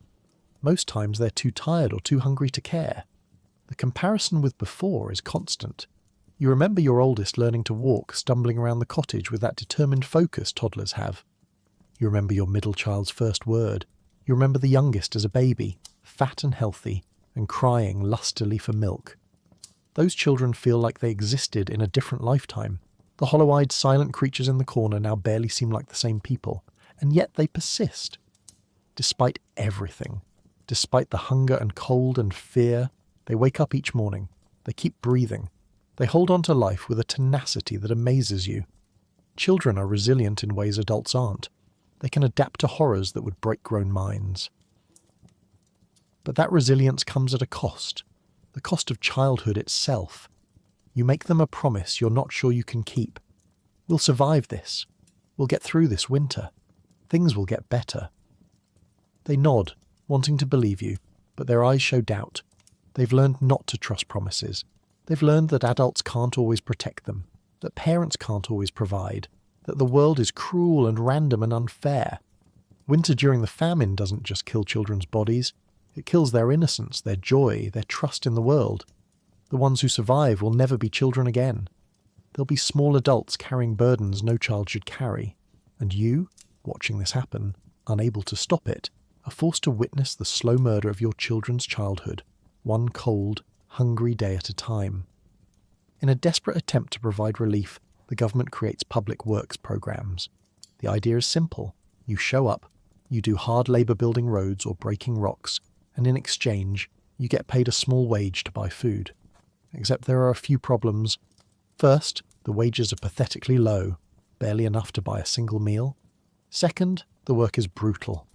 You're expected to move earth, break stones, and build roads in the middle of winter with no proper tools, no warm clothing, and no food in your belly. You're already weak from starvation, and now you're doing the physical labour of a healthy person. It's a death trap. People collapse on the job. Some freeze to death while working. Others die from exhaustion and are left by the roadside. And the worst part? The roads you're building don't go anywhere useful. They're called famine roads. Roads to nowhere, built just to keep you busy and give the appearance that the government is helping. Spoiler, they're not. The Public Works Scheme launches in autumn 1846 as the British government's primary response to the famine. The logic, such as it is, goes like this. We can't just give people free food because that would create dependency and disrupt the market. But we can pay them wages for work, which maintains their dignity and improves infrastructure. It sounds reasonable until you realise it's designed by people who've never missed a meal in their lives, implemented by bureaucrats thousands of miles away, and executed in the middle of an Irish winter by people who are literally starving to death. To get on a public works project, you first have to be approved. This means appearing before a local committee and proving you're destitute enough to qualify. The committees are overwhelmed. Thousands of people applying for hundreds of positions. The selection process is arbitrary and often corrupt. If you have connections, you get chosen. If you don't, you wait, and waiting means starving. Some people are on waiting lists for weeks or months. By the time they're approved, they're too weak to work. Let's say you're one of the lucky ones. You've been approved for a road building crew. You show up at dawn to a gathering point where dozens of other skeletal men are assembled. The foreman, usually someone local who's been given a bit of authority and is enjoying it way too much, divides you into gangs and assigns tasks. Some will break rocks, others will move earth. Others will lay the broken rocks into something resembling a road surface. You're handed tools, a shovel or a pickaxe or a hammer. The tools are old, poorly maintained and inadequate for the work. The shovel's handle is cracked and splinters your hands. The pickaxe is dull and requires twice as much force to break through frozen ground. The hammer is too light to effectively break stones, but these are the tools you have, so you make do. The work begins. Your task today is breaking rocks. You take a large stone, maybe 2 feet across, and you're supposed to break it down into smaller stones suitable for road building. You swing your hammer. The impact jars your entire body, sending shock waves up your arms into your shoulders. The stone barely cracks. You swing again and again. Your muscles, wasted from months of starvation, scream in protest. Your hands, already cracked and bleeding from cold and malnutrition, split further with each impact. The foreman walks the line, watching, judging. If you're not working fast enough, he yells at you. Put your back into it. Move faster. He doesn't care that you haven't eaten in 2 days. He doesn't care that your body is consuming itself for fuel. He has quotas to meet, roads to build, reports to file. Your suffering is irrelevant to the administrative machinery. Around you, other men are struggling with their own tasks. Someone with a pickaxe is trying to break through frozen ground, making almost no progress. The earth in winter is like iron, solid, unyielding, mocking your efforts. Each swing of the pickaxe produces maybe a teaspoon of soil. You need to move tons. The math doesn't work, but you keep swinging because stopping means not getting paid. The weather is brutal. It's January, maybe February, the worst of winter. The temperature hovers around freezing, and when the wind picks up, it cuts through your thin clothing like knives. You're wearing the same ragged outfit you've worn for months, inadequate for standing still, let alone for hard labour. There's no provision for warm clothing, no shelter from the elements. When it starts sleeting, frozen rain that stings your face and soaks through your clothes, you just keep working because there's no alternative. Your hands go numb after the first hour. This is actually dangerous because you can't feel the hammer properly, can't judge your grip, and you're likely to smash your own fingers, which you do, at least once, hitting your thumb so hard you see stars. Blood wells up under the nail, it throbs with each heartbeat, but you can't stop. You wrap a rag around it and keep swinging because stopping means no wages. After 4 hours, you're trembling with exhaustion. You've broken maybe 3 stones. It feels like you've been working for days. Your shoulders are screaming. Your back is seizing up. Your legs are shaking so badly you can barely stand. And you're scheduled for 8 more hours of this. The wages are calculated by task completion. You're paid per perch of road built, or per ton of stone broken, or per cubic yard of earth moved. The rates are set impossibly low. You'd need to be a healthy, well-fed man working at peak efficiency to earn enough for a day's food. As a starving, weakened version of yourself, you'll earn maybe half that, maybe less. Let's do the math. A day's wages might be 6 pence. A stone of meal, enough to make a few days' worth of thin gruel for your family, cost 8 pence. You've just worked 12 hours in freezing conditions, pushed your failing body beyond its limits, and earned 3/4 of what you need to feed your family for a few days. The deficit is killing you. Literally. You're burning more calories doing the work than you can afford to buy with the wages. People start collapsing around mid-morning. A man 3 positions down from you just stops swinging his hammer and sits down. The foreman yells at him to get up. He doesn't respond. Someone goes to check and discovers he's dead. Just died right there, hammer in hand. His body is dragged to the side of the worksite and covered with a piece of canvas. Work continues. There's no time for mourning, no ceremony. His death is just an administrative problem. Someone needs to remove the body and cross his name off the payment roster. This happens multiple times per day. Men dying of exhaustion, exposure, or the sudden shock of physical labour on bodies that have nothing left to give. Some collapse and are carried away. Others finish their shift and die walking home. By some estimates, the mortality rate among public works labourers is 10 times higher than the normal population. You're more likely to die doing this work than you're sitting at home starving. But at home, you're definitely going to starve. Here, you might earn enough to delay death by a few days. The absurdity of the roads themselves adds insult to injury. You're building roads that don't connect anything to anything. They start in one empty field and end in another. They don't lead to towns or markets or anywhere useful. They're built purely to create work, to give the appearance of governmental action. Historians will later call them famine roads, or roads to nowhere. You're literally building monuments to bureaucratic futility while dying in the process. Some of the roads are built to deliberately pointless specifications. You'll build a section, then the engineer will come by and decide it needs to be moved 6 feet to the left, so you tear it up and rebuild it. Or you'll spend weeks building a road, and then receive orders to build another road right next to it. Parallel, equally useless. It's Sisyphean labour. Endless, pointless, crushing.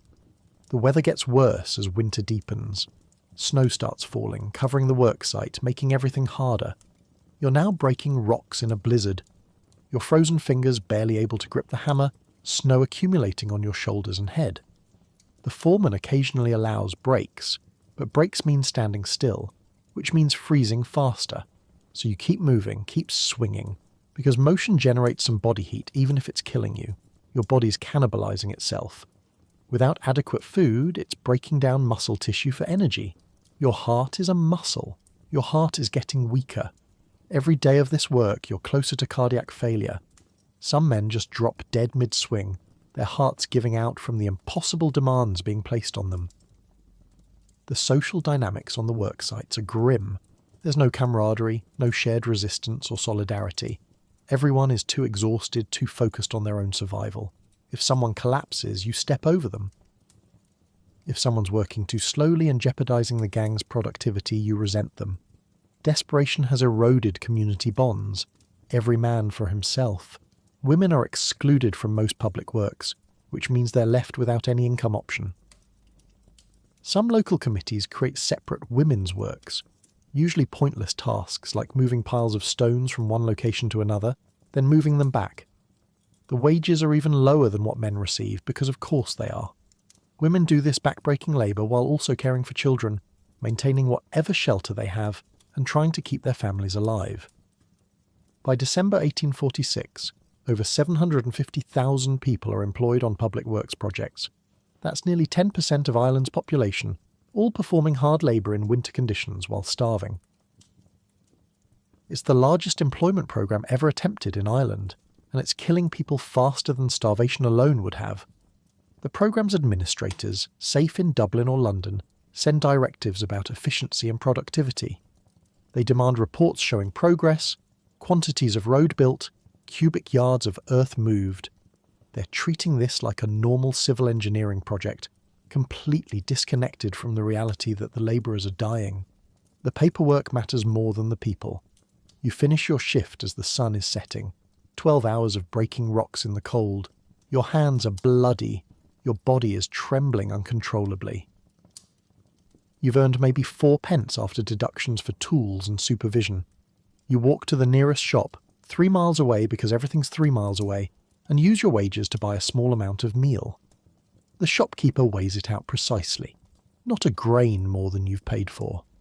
You walk the 3 miles back to whatever shelter you're calling home, arriving after dark, too exhausted to even eat the meal you've just bought. Tomorrow, you'll do it again. And the day after that, for as long as your body holds out, which might not be long, the Public Works programme will officially end in spring 1847, deemed too expensive and replaced by the soup kitchens. But the roads remain, winding through empty fields leading nowhere, standing as monuments to the winter when the government's solution to starvation was to work people to death, building roads nobody needed.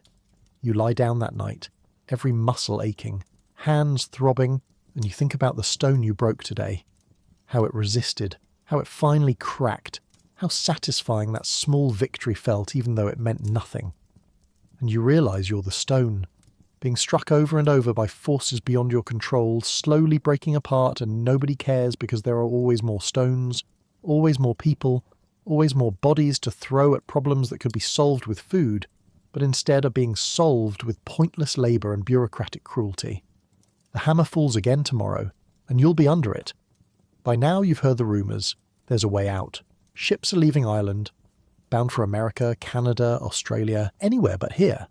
They promise a new life, a fresh start, a chance to escape the famine. But there's a catch. These ships, nicknamed coffin ships, are floating death traps. They're overcrowded, filthy and disease-ridden. Typhus, cholera and dysentery spread through the cramped holds like wildfire. The food is rotten, the water is contaminated, and the crew treats you like cargo, not people. The journey takes weeks, sometimes months, and many passengers don't survive. Some estimates say 1 in 5 people died during the crossing, but you're desperate. You've sold everything you own to scrape together the fare. You board the ship in winter, already weak and sick, and descend into the dark, stinking hold with hundreds of others. The ship rocks violently in the Atlantic storms. People vomit, cry, and pray. And you wonder if you made a terrible mistake. But it's too late now. You're already at sea. The decision to emigrate doesn't come easily. It means leaving Ireland forever. The land where your ancestors lived for generations, where your parents are buried, where every hill and stone carries memory. You'll never see these places again. No letters will bring you back. No amount of money will erase the ocean between you and home, but staying means certain death, so you make the calculation that millions of Irish are making. A dangerous chance at life beats a guaranteed death. Scraping together the passage money is nearly impossible. The cheapest fares to Canada run about £3 to £4 per adult, roughly the annual income of a labourer before the famine, and far more than you've seen in the past 2 years. You sell everything. The tools you somehow kept hidden from the landlord, your spouse's shawl, the good one passed down from her mother, your wedding ring, thin and worn but still worth a few shillings. You beg, borrow, and promise labour you'll never be able to deliver. Some landlords, eager to clear their estates of destitute tenants, actually pay passage for whole families. Not out of charity, but because shipping you to Canada is cheaper than supporting you in the workhouse. You don't care about their motives. You take the ticket. The ships leaving Ireland during the famine years are the bottom of the barrel. Old merchant vessels, timber ships, anything that can float and carry human cargo. Ship owners see opportunity in desperate people. They cram as many passengers as possible into spaces designed for cargo, maximising profit while minimising safety. The ships are often unseaworthy, barely maintained, with captains who don't particularly care if their passengers live or die as long as they get paid. You arrive at the port, Cork or Liverpool or Dublin, and the scene is chaos. Thousands of skeletal figures crowding the docks, clutching their few possessions, saying goodbye to family members they'll never see again. The wailing is constant. Mothers crying over children they're leaving behind. Old people embracing their adult children one last time. The emotional weight of it is crushing. But you push through because you have to. Your family is boarding. There's no turning back. The ship looks worse than you imagined. The hull is stained and rotting. The sails are patched. The whole vessel lists slightly to one side in a way that doesn't inspire confidence. But the gangplank is there, and officials are checking tickets, and people are boarding, so you join the line. You climb aboard, clutching your children, carrying your single bag of possessions. Everything you own in the world reduced to what you can carry. The crew directs you below deck, down a narrow ladder into the hold. The first thing that hits you is the smell. Stale air, human waste, rot, and something else indefinable and terrible. Your eyes adjust to the gloom, lit only by a few dim lanterns, and you see your accommodation. Rows of wooden bunks stacked 3 high, each bunk about 6 feet long and maybe 2 feet wide. You're expected to share this space with your entire family. The ceiling is so low you can't stand upright. The walls are damp and covered in mould. There are already people here, dozens of them, claiming bunks, arguing over space, trying to establish some territory in this nightmarish wooden box. You find an unclaimed bunk in a corner, middle tier, which means you can't stand but you won't be under someone else's inevitable vomit. You spread out your blanket. This wooden plank is your home for the next 6 to 8 weeks, if you're lucky. The ship fills up over 2 days. More and more people descend into the hold until there's barely room to move. The official capacity might be 200 passengers. There are at least 400 down here, maybe more. Bodies everywhere, pressed together, no privacy, no personal space. The air becomes thick and unbreathable, heavy with breath and sweat and fear. Before departure, a crew member comes down and explains the rules. You're not allowed on deck except during designated times for fresh air, maybe an hour per day if weather permits. Food will be distributed daily. Ship's biscuits, salt pork and water. You're expected to cook your own meals on the communal stove on deck, if you can get access to it. Washing facilities are basically non-existent. A few buckets of seawater. Toilets are buckets in the corners of the hold to be emptied, eventually. The crew member delivers all this information in a monotone, like he's done this speech 1,000 times and stopped caring around passenger ship number 2. Then the ship leaves port. The motion starts immediately, rolling, pitching, the timbers creaking ominously. Within an hour, people are seasick. The vomiting starts, and once it starts, it doesn't stop.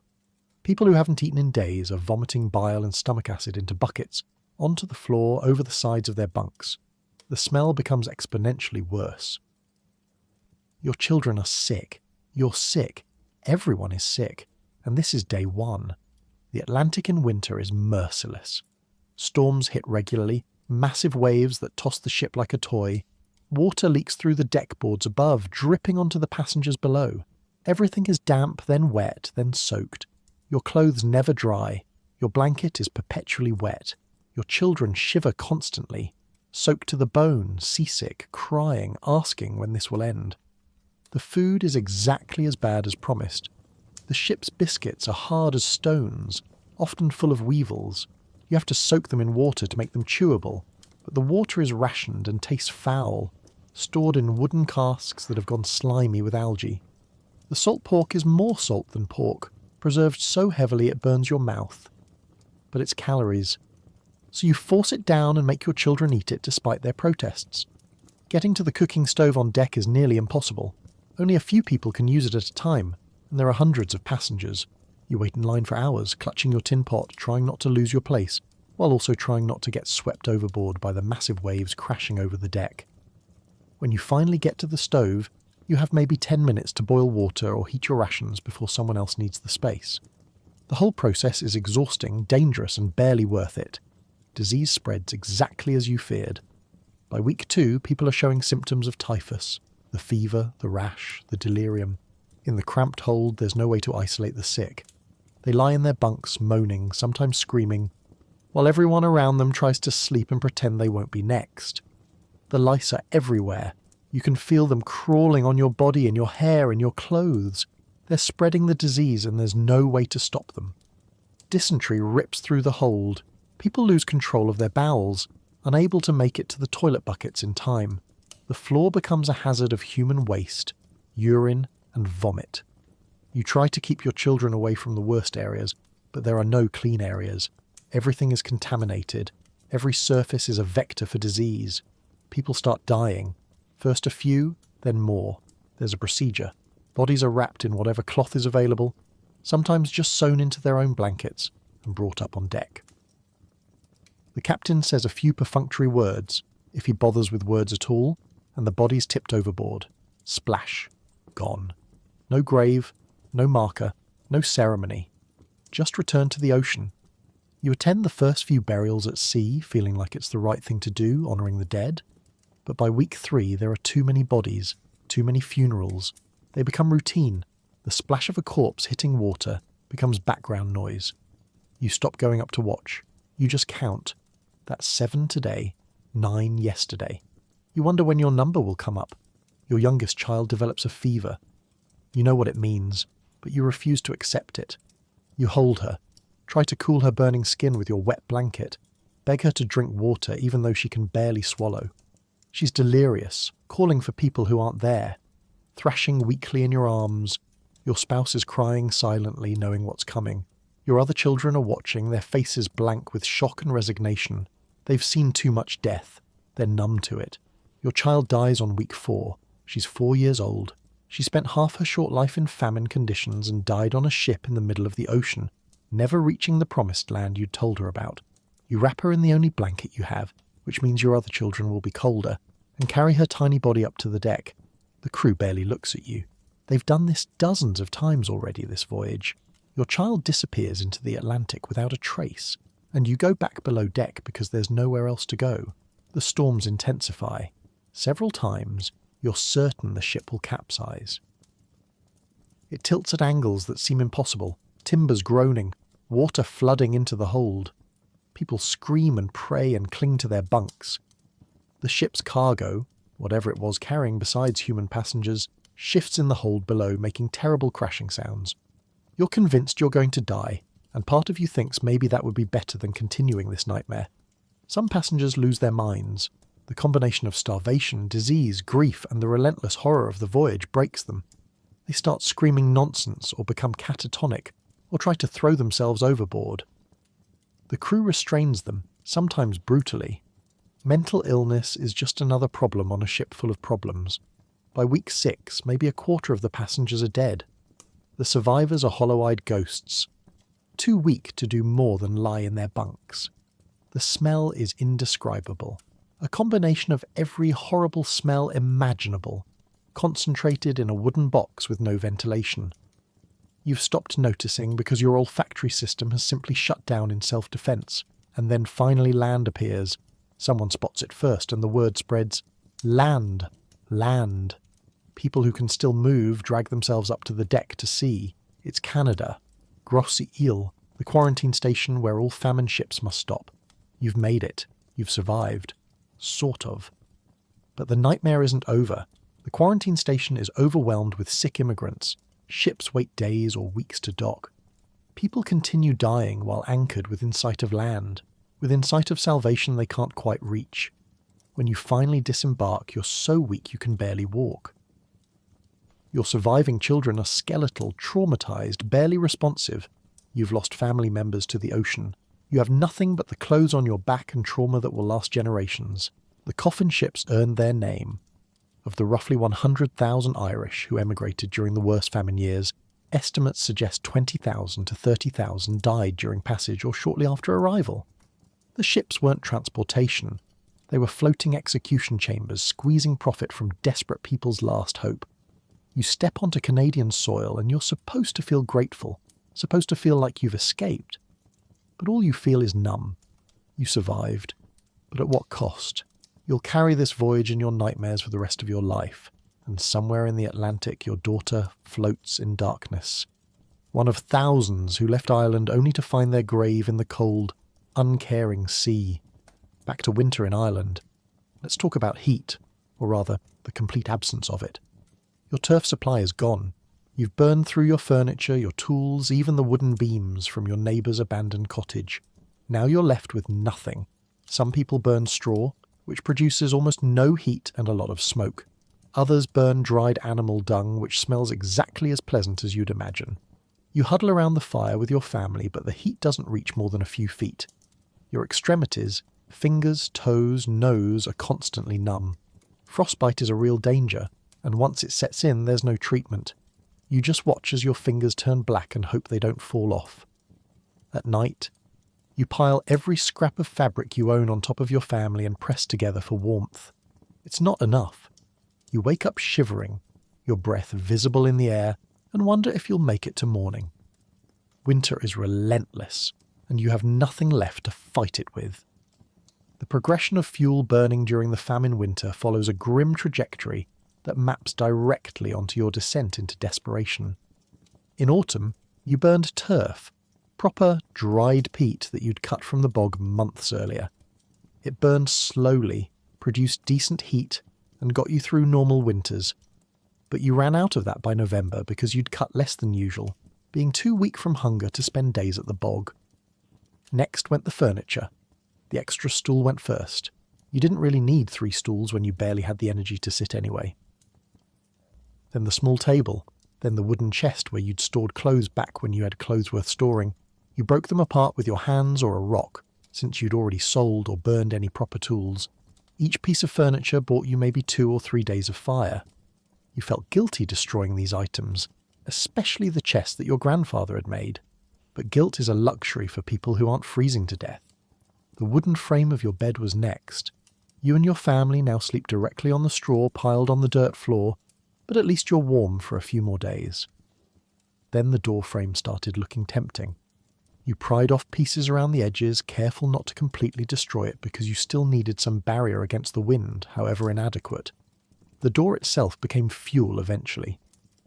Now you have a cloth hanging in the doorway held in place with stones. It provides approximately zero protection, but it's better than nothing. Barely. Your neighbours' abandoned cottages become fuel sources. After they're evicted or die or leave, you wait a respectful day or two, then you're scavenging through the ruins, pulling out any wooden beams, doors, shutters, anything combustible. So is everyone else, which means competition. You've had arguments, near fights, over who saw a particular beam first. It's humiliating, fighting over scraps of wood like animals. But survival erodes social niceties pretty quickly. Straw becomes your go-to when the wood runs out. You take handfuls from your bedding, making your sleeping arrangements even more uncomfortable, and feed them into the fire. Straw burns fast and hot for about 30 seconds. Then it's just ash and smoke. The smoke is terrible, thick and acrid, making everyone cough and your eyes water. You're essentially creating a signal fire that says, "We're burning our bedding because we have nothing else." But nobody comes to help because everyone is doing the same thing. Dried animal dung, when you can find it, becomes precious. You collect it from fields where cattle used to graze, though most of the cattle are long gone, eaten or exported. The dung has to be dried thoroughly to burn, which is difficult in Ireland's damp climate. You spread it in whatever sunny spot you can find, which in winter means not very sunny and not very dry. When you do manage to burn it, the smell is exactly what you'd expect. Not great. But it produces some heat, and smell is a small price to pay for not freezing. Your children complain at first, but eventually stop noticing. Olfactory fatigue is a blessing. Hedge clippings, dead bracken, gorse bushes, anything remotely flammable gets dragged back to your shelter and burned. You spend hours each day foraging for fuel, competing with hundreds of others doing the same thing. The countryside is being stripped bare. Hedgerows that stood for generations are gone. Small trees are pulled up by the roots. Even green wood that barely burns gets thrown into fires out of desperation. The landscape starts looking apocalyptic. Bare, treeless, picked clean. Some people try burning turf mould, the crumbly, not quite decomposed layer at the bottom of turf stacks. It smoulders more than burns, producing enormous amounts of smoke and barely any heat. Others try burning wet turf that hasn't dried properly.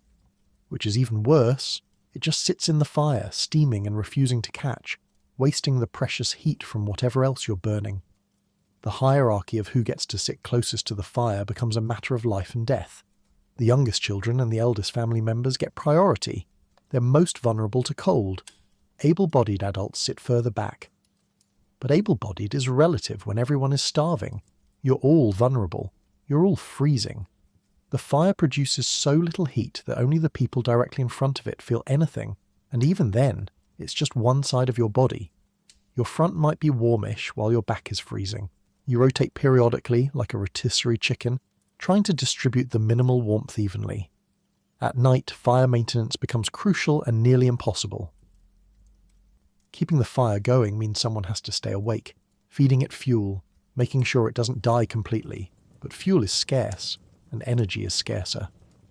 You try to bank the fire, covering coals with ash to preserve them overnight, but often you wake up to dead coals and the soul-crushing realization that you'll have to start from scratch. Starting a fire from nothing requires flint and steel, dry tinder, and steady hands. You have none of these things reliably. Your flint is worn smooth from overuse. Your steel striker is dull. Your tinder, usually dried grass or charcloth, is often damp because everything in Ireland is damp. Your hands shake from cold and weakness. The process can take an hour or more, during which everyone is freezing and growing increasingly desperate. When you finally get a spark to catch, it feels like a miracle. When you don't, it feels like the universe is personally attacking you. Frostbite becomes a constant threat.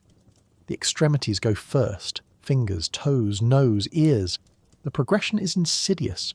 First, they just feel cold, which is normal. Then they go numb, which is concerning. Then they turn white, then red, then purple, then black. Once they're black, they're dead tissue. There's no coming back from that. You just wait to see if the blackness spreads or if your body can contain it. Sometimes fingers or toes literally fall off. Sometimes they stay attached but useless, dead weight on the end of your limbs. Your youngest child develops frostbite on 3 toes. You watch the progression with helpless horror. The toes turn dark purple, then black. They smell wrong, a sweet, rotting smell that makes you gag. There's no doctor to amputate, no medicine to treat infection. You just watch and pray the blackness doesn't spread up the foot. Eventually, 2 of the toes detach on their own, leaving infected stumps. Your child will be crippled for life, assuming they survive the winter at all. Chilblains affect nearly everyone. Painful, itchy swellings caused by exposure to cold. Your fingers and toes swell up, turn red and purple, itch insanely, and sometimes break open into weeping sores. They make everything hurt more. Walking, working, even lying still. There's no treatment except warmth, which you don't have. So you just suffer through it, scratching until you bleed, making everything worse. Your breath is visible inside your shelter, even when there's a fire going. That tells you everything about how inadequate the heating is. On the coldest nights, frost forms on the inside walls. You can literally watch ice crystals growing on the stones, spreading like frozen flowers. It's beautiful in a horrifying way. Nature's artwork commemorating your misery. You develop strategies for conserving body heat that would seem absurd in any other context. You spend most of the day lying down because being horizontal conserves energy and warmth. Movement means heat loss, so you minimize movement. Your family lies together in a pile like animals hibernating. The youngest children are in the middle, surrounded by adult bodies. Everyone's breath mingles, creating a small microclimate of shared warmth that's maybe 1 degree warmer than the surrounding air. It's not enough, but it's something. Clothing becomes your only reliable insulation. You wear every piece of fabric you own, layered on top of each other. You never take off your clothes, not even to sleep. Taking them off would mean losing their minimal warmth, so you wear them until they literally rot off your body. The layers trap air, which theoretically provides insulation. In practice, the clothes are so threadbare and full of holes that they provide minimal protection. But psychological comfort matters too. Wearing 3 shirts feels warmer than wearing 1, even if the actual temperature difference is negligible. You stuff your clothing with dried grass or straw to create more insulation. Your tunic is now lumpy with vegetation, making you look deformed. But it adds a tiny bit of extra warmth, so you don't care how you look. Nobody's judging appearances anymore. Everyone looks absurd wearing every possible item stuffed with grass wrapped in rags. Night is when the cold becomes truly dangerous. The temperature drops, and without the minimal warmth from the weak fire, hypothermia becomes a real possibility. Your core body temperature starts dropping. You shiver violently, uncontrollably. Then the shivering stops, which is actually a bad sign. It means your body is shutting down, conserving heat for vital organs, letting your extremities go to save your core. You've seen people reach this stage. They become confused, disoriented. They start taking off their clothes because hypothermia makes you feel hot. Paradoxical undressing, they call it. Though you don't know that term. They think they're overheating when they're actually freezing to death. By the time you realise what's happening and try to reclothe them, they're often too far gone. Morning brings a grim ritual, checking if everyone survived the night. You do a head count, make sure everyone's breathing. Sometimes they're not. Sometimes someone went to sleep and didn't wake up. Hypothermia in the night. Their body's furnace finally sputtering out. It happens silently. They just stop breathing, and by morning they're cold and stiff. You've lost count of how many mornings you've had to deal with a body, wrapping them in whatever cloth you can spare and dragging them out for burial. The psychological toll of constant cold is devastating. It's not just physical discomfort, it's mental torture. You can never relax, never feel comfortable, never truly rest. Every moment is a battle against the cold, and you're losing. The cold seeps into your bones, into your brain, into your soul. It becomes all you think about. You dream about warmth, sitting by a roaring fire, feeling sun on your face, being genuinely deeply warm. Then you wake up to reality. Frozen, shivering, still in hell. You try to remember what warmth felt like. Sitting by a proper fire on a winter evening, when you had enough turf and enough food, when your children were healthy and life was just hard instead of impossible. Those memories feel like they belong to someone else, a different person in a different lifetime.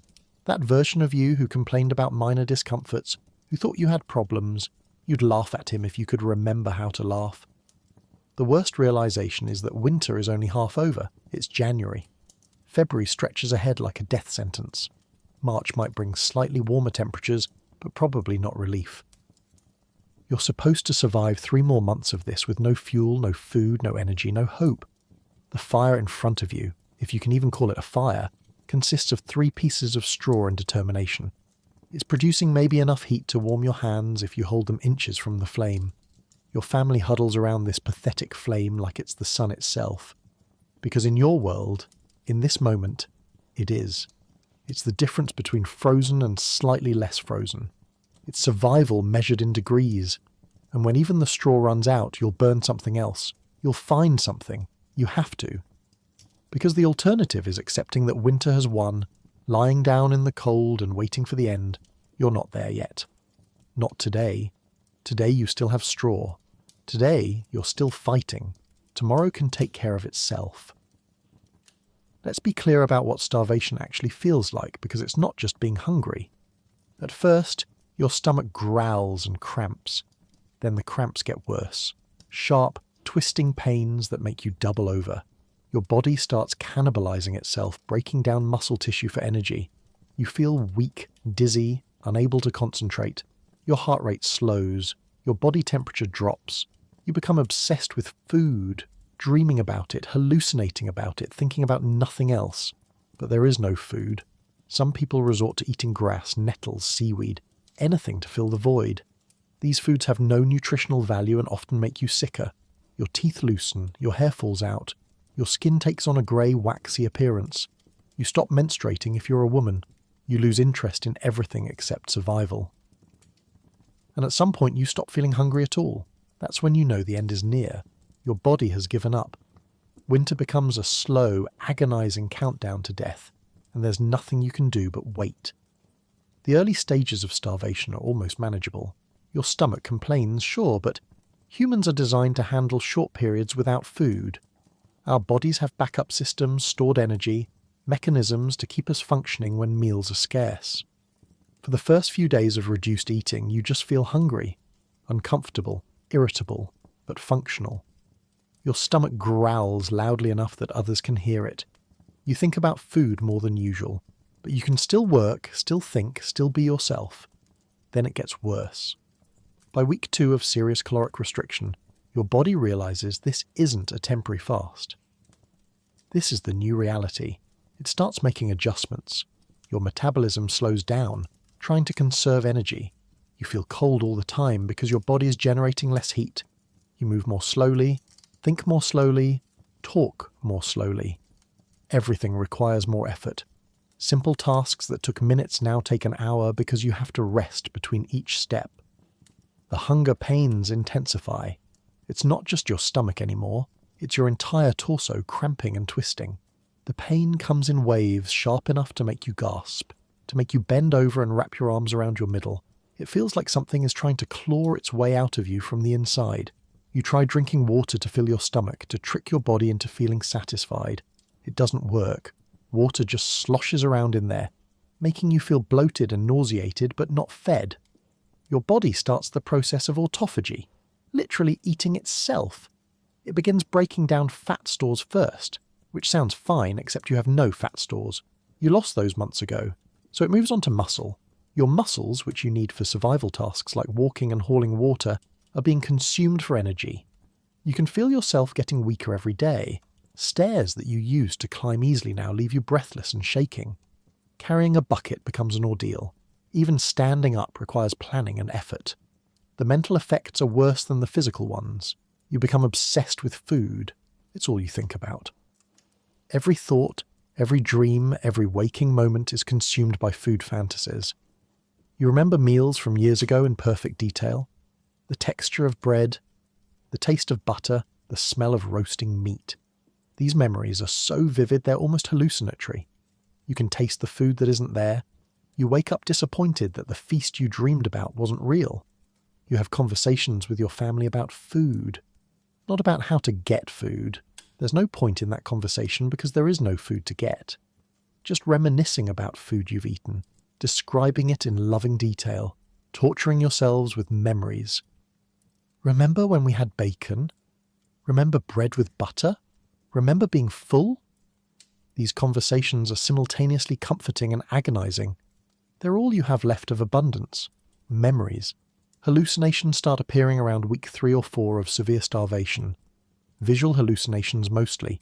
You see food that isn't there. A rock becomes a loaf of bread. A shadow becomes a side of beef. You reach for it, your mind absolutely convinced it's real, and your hand closes on nothing. The disappointment is crushing. Some people hallucinate smells, baking bread, cooking meat, the rich aroma of stew. These phantom smells are torture, triggering salivation and stomach cramps even though there's nothing actually there. Your body starts failing in visible ways. Your gums begin bleeding spontaneously, scurvy setting in from lack of vitamin C. Your teeth loosen in their sockets. You can wiggle them with your tongue, feeling them shift, knowing they're going to fall out and there's nothing you can do about it. Some people's teeth do fall out, leaving bloody gaps that never heal properly. Eating becomes even more difficult when you have no teeth, though that's a moot point because there's nothing to eat anyway. Your hair falls out in clumps, not all of it, but enough that you notice. When you run your fingers through your hair, strands come away easily. Your pillow, your pile of straw, is covered with hair in the morning. Your scalp shows through in patches. This is your body prioritizing shutting down non-essential functions like hair growth to conserve energy for vital organs. Your skin changes colour and texture. It becomes greyish, waxy, almost translucent. You can see the veins underneath, blue and purple networks mapping your body's failing circulatory system. Your skin loses elasticity. If you pinch it, it stays tented for several seconds before slowly settling back. You develop sores that won't heal because your body has no resources for healing. Minor cuts from weeks ago are still open wounds, weeping and infected. Women stop menstruating. This is your body's emergency shutdown of reproductive capability. Pregnancy and nursing require enormous caloric resources, and your body knows there aren't enough calories to support basic survival, let alone reproduction.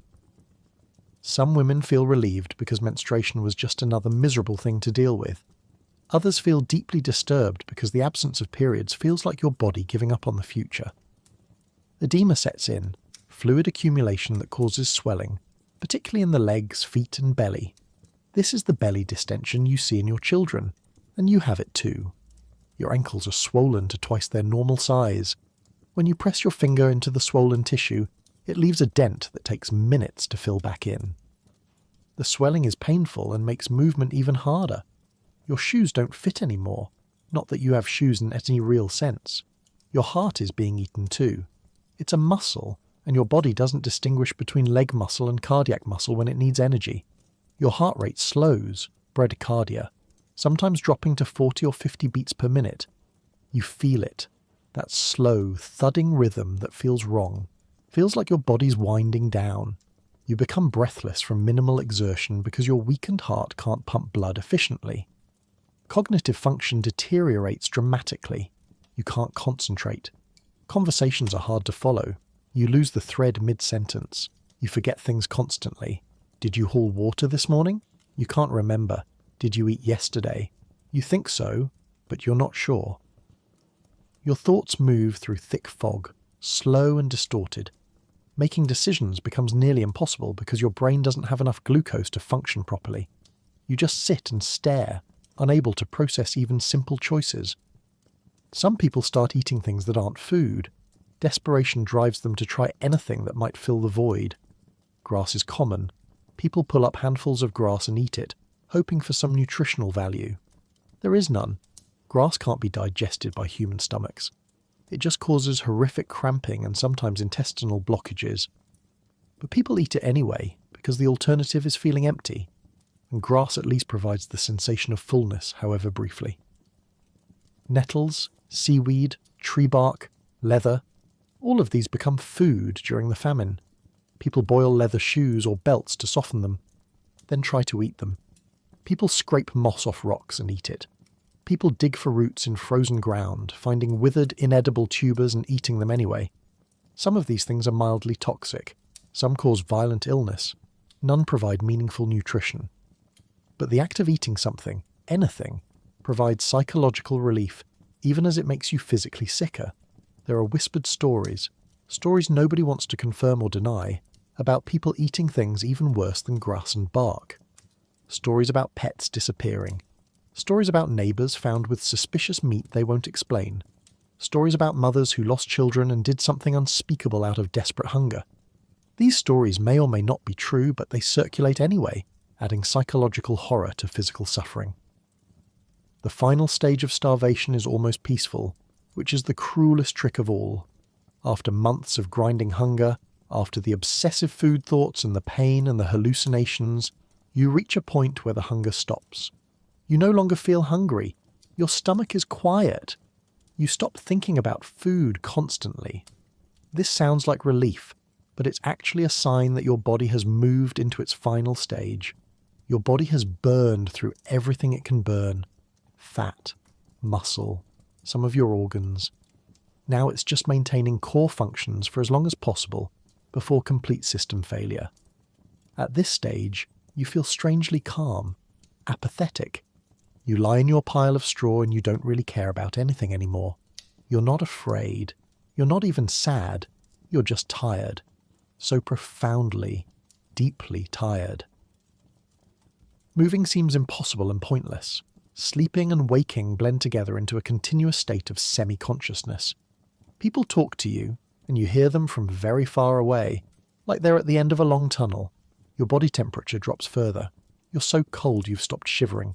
Your body doesn't have the energy for shivering anymore. Your extremities are blue-purple, bloodless. Your pulse is barely detectable. Your breathing is shallow and irregular. Your family watches you and they know what's happening, but there's nothing they can do. They've seen this progression in neighbours, in relatives, in strangers on the road. They know you're dying, and you know it too. Time becomes meaningless. You drift in and out of consciousness. Sometimes you think you're somewhere else, back in your cottage before the famine, or at your wedding, or playing as a child. These aren't quite hallucinations and aren't quite memories. There's something in between. Your dying brain creating comfort where none exists.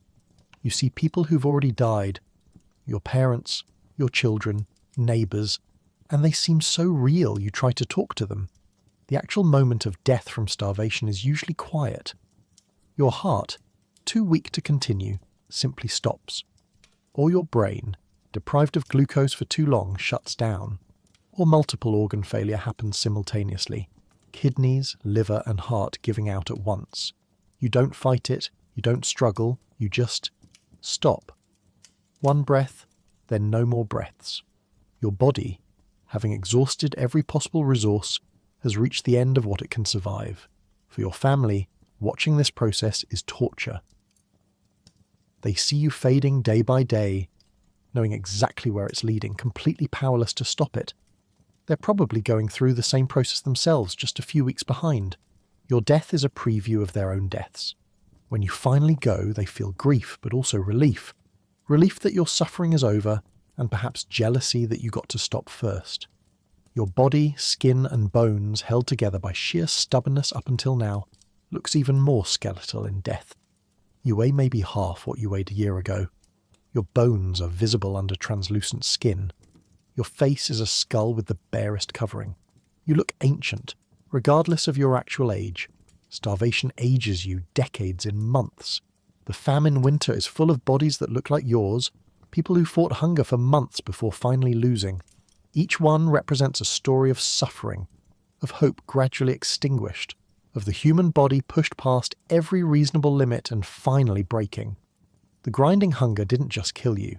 It erased you slowly, piece by piece, muscle by muscle, organ by organ, until there was nothing left but the final empty silence. And somewhere else in Ireland, in another cottage or scalp or ditch, someone else is in the early stages of the same process, their stomach just starting to cramp, not knowing they're at the beginning of a journey that ends here in this cold silence. The hunger never stops, it just wins. Death is everywhere during the famine winter. Bodies lie in ditches, on roadsides, in abandoned cottages. Some are buried in mass graves, shallow pits where dozens of corpses are piled on top of each other and covered with a thin layer of soil. There are no coffins, no funeral rites, no time to mourn properly. The ground is frozen, making digging nearly impossible. Sometimes bodies are left above ground, covered with stones to keep animals away. and buried later when the soil thaws. You walk past corpses regularly. You become numb to it. That body in the ditch, you don't even flinch anymore. You just keep walking, because if you stop to think about it, you'll realize you might be next. Death loses its weight. It becomes mundane, routine, expected. And that might be the most horrifying thing about the famine winter. Not the dying, but the fact that dying becomes normal. The first body you see stops you in your tracks. It's beside the road, partially hidden by overgrown grass. An old man, judging by the grey hair, though starvation makes age hard to determine. He's curled on his side in a fetal position, as if he just lay down to rest and never got up. His clothes are rags. His face is skeletal, eyes sunken deep into the skull, mouth open in what might have been a final gasp for air. You stand there, horrified, unsure what to do. Should you try to bury him? Should you tell someone? Who? There's no one to tell, no authorities who care, no system for dealing with this. So eventually you just keep walking, but the image stays with you for days. The 10th body you see barely registers. You notice it, note its location, another one by the stone wall near the crossroads, and keep moving. You don't stop. You don't stare. It's just part of the landscape now, like trees or rocks. Except trees and rocks don't smell like decay, even in winter cold. The bodies accumulate faster than anyone can deal with them. Every morning brings new corpses. People who died overnight in ditches, in abandoned cottages, in scalpels, on the road mid-journey. Some died alone. Some died surrounded by family too weak to help them. Either way, they're dead now, and the living have to figure out what to do with them. Traditional Irish burial customs are beautiful and elaborate. Waking the body, sitting with it through the night, sharing stories, saying prayers, proper burial in consecrated ground with a priest present. All of that requires resources, time, energy, a community with strength to gather, a priest who's available and alive himself. During the famine winter, none of these things exist. You're lucky if you can manage even the most basic disposal of remains. Digging graves becomes an exercise in futility. The ground is frozen solid from December through February, sometimes into March. A proper grave should be 6 feet deep. 6 feet under isn't just an expression, it's what's needed to prevent animals from digging up the body and to properly contain decay. But digging 6 feet into frozen ground would take a team of healthy men with proper tools several days. You're a starving person with maybe a broken shovel, and you're alone because everyone else is dead or dying. You manage maybe a foot deep, if that, before your arms give out and you're gasping for breath, seeing spots from the exertion. So graves become shallow, 18 inches deep if you're lucky. Sometimes just a few inches of soil scraped over the body. You pile stones on top, not for ritual reasons, but for practical ones. The stones keep animals from digging up and scattering the remains. Dogs, foxes, rats. They're all hungry too, and a corpse is a meal. Without the stones, bodies get torn apart and scattered across fields. You've seen it happen. It's as horrifying as it sounds. Coffins are a fantasy from another era. Coffins require wood, carpentry skills, time and money. You have none of these things. The body is wrapped in whatever cloth can be spared, usually the blanket or shawl they died in, sometimes not even that. Some families wrap their dead in straw and tie it with twine. The very poorest, which is most people, just carry the naked body to wherever they're going to attempt burial. Dignity is a luxury the dead can no longer afford. Mass graves become common in towns and outside workhouses. A large pit is dug, usually by the few able-bodied men who can be paid or coerced into the work, and bodies are thrown in as they accumulate. Not placed, thrown. There's no careful arrangement, no individual spaces. Bodies land on top of each other in twisted heaps, limbs tangled, faces pressed into other corpses. When the pit is full, or when someone decides it's time, a layer of dirt is shoveled on top. Thin dirt, barely enough to cover the mass of bodies underneath. Sometimes limbs stick out and have to be broken or pushed down to fit under the soil line. The mass grave near the workhouse receives 12 bodies a day during the worst weeks. You can smell it from a quarter-mile away, the sweet, sick smell of decay mixed with the sharp tang of lime that's occasionally thrown onto speed decomposition and mask the odour. It doesn't really work. The smell permeates everything. seeps into your clothes, your hair, your lungs. You taste death on every breath when you're near the mass graves. There's no record of who's buried in these pits. No markers, no names, no list. Father, mother, child, infant. They all go in together, identity erased, reduced to components in a heap of human remains. Families lose track of where their loved ones are buried. You might know your mother is somewhere in the mass grave near the church, but you'll never know exactly where.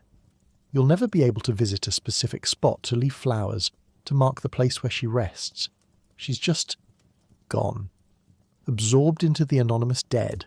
Some bodies aren't discovered for weeks. In abandoned cottages, entire families die together and nobody knows until someone passing by notices the smell. By the time the bodies are found, they're in advanced decay, bloated, discoloured, unidentifiable. Whoever finds them faces a grim choice.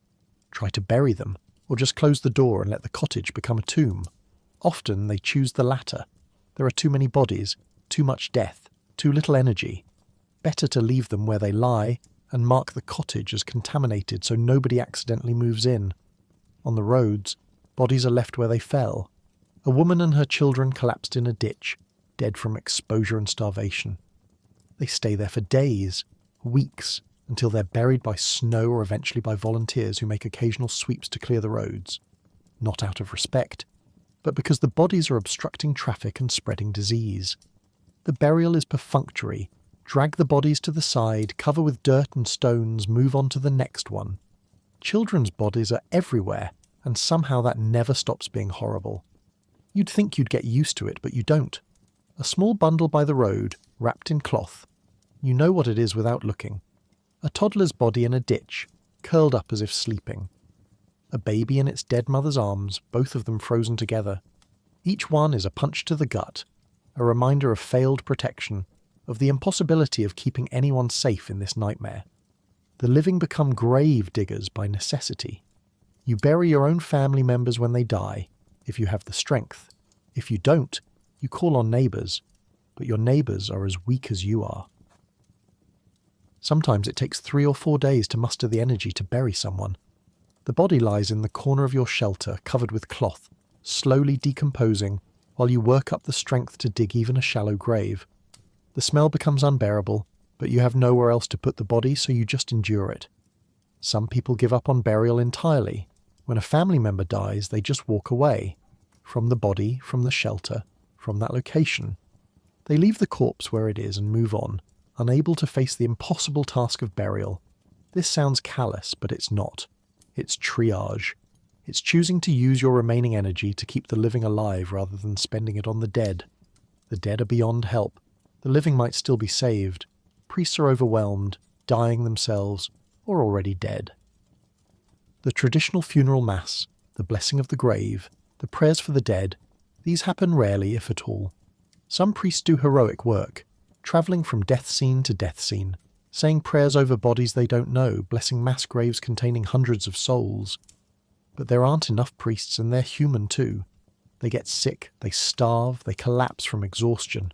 Some parishes lose their priests and have no one to perform any religious services at all. You start seeing the same crows and ravens repeatedly. They've learned that humans mean food. They gather in groups around bodies, bold enough to approach even when living people are nearby. You throw stones at them to drive them off, but they just hop away a few feet and wait. They'll be back as soon as you leave. Sometimes they don't even wait. They start pecking at bodies while people are still trying to bury them. You've stopped being horrified by this. The birds are just doing what you'd do if your situations were reversed, eating whatever's available to survive. The psychological effect of constant death is profound. In normal times, death is an event. Shocking, sad, significant. It disrupts life, commands attention, demands ritual and response. But during the famine winter, death is background noise. It's ordinary.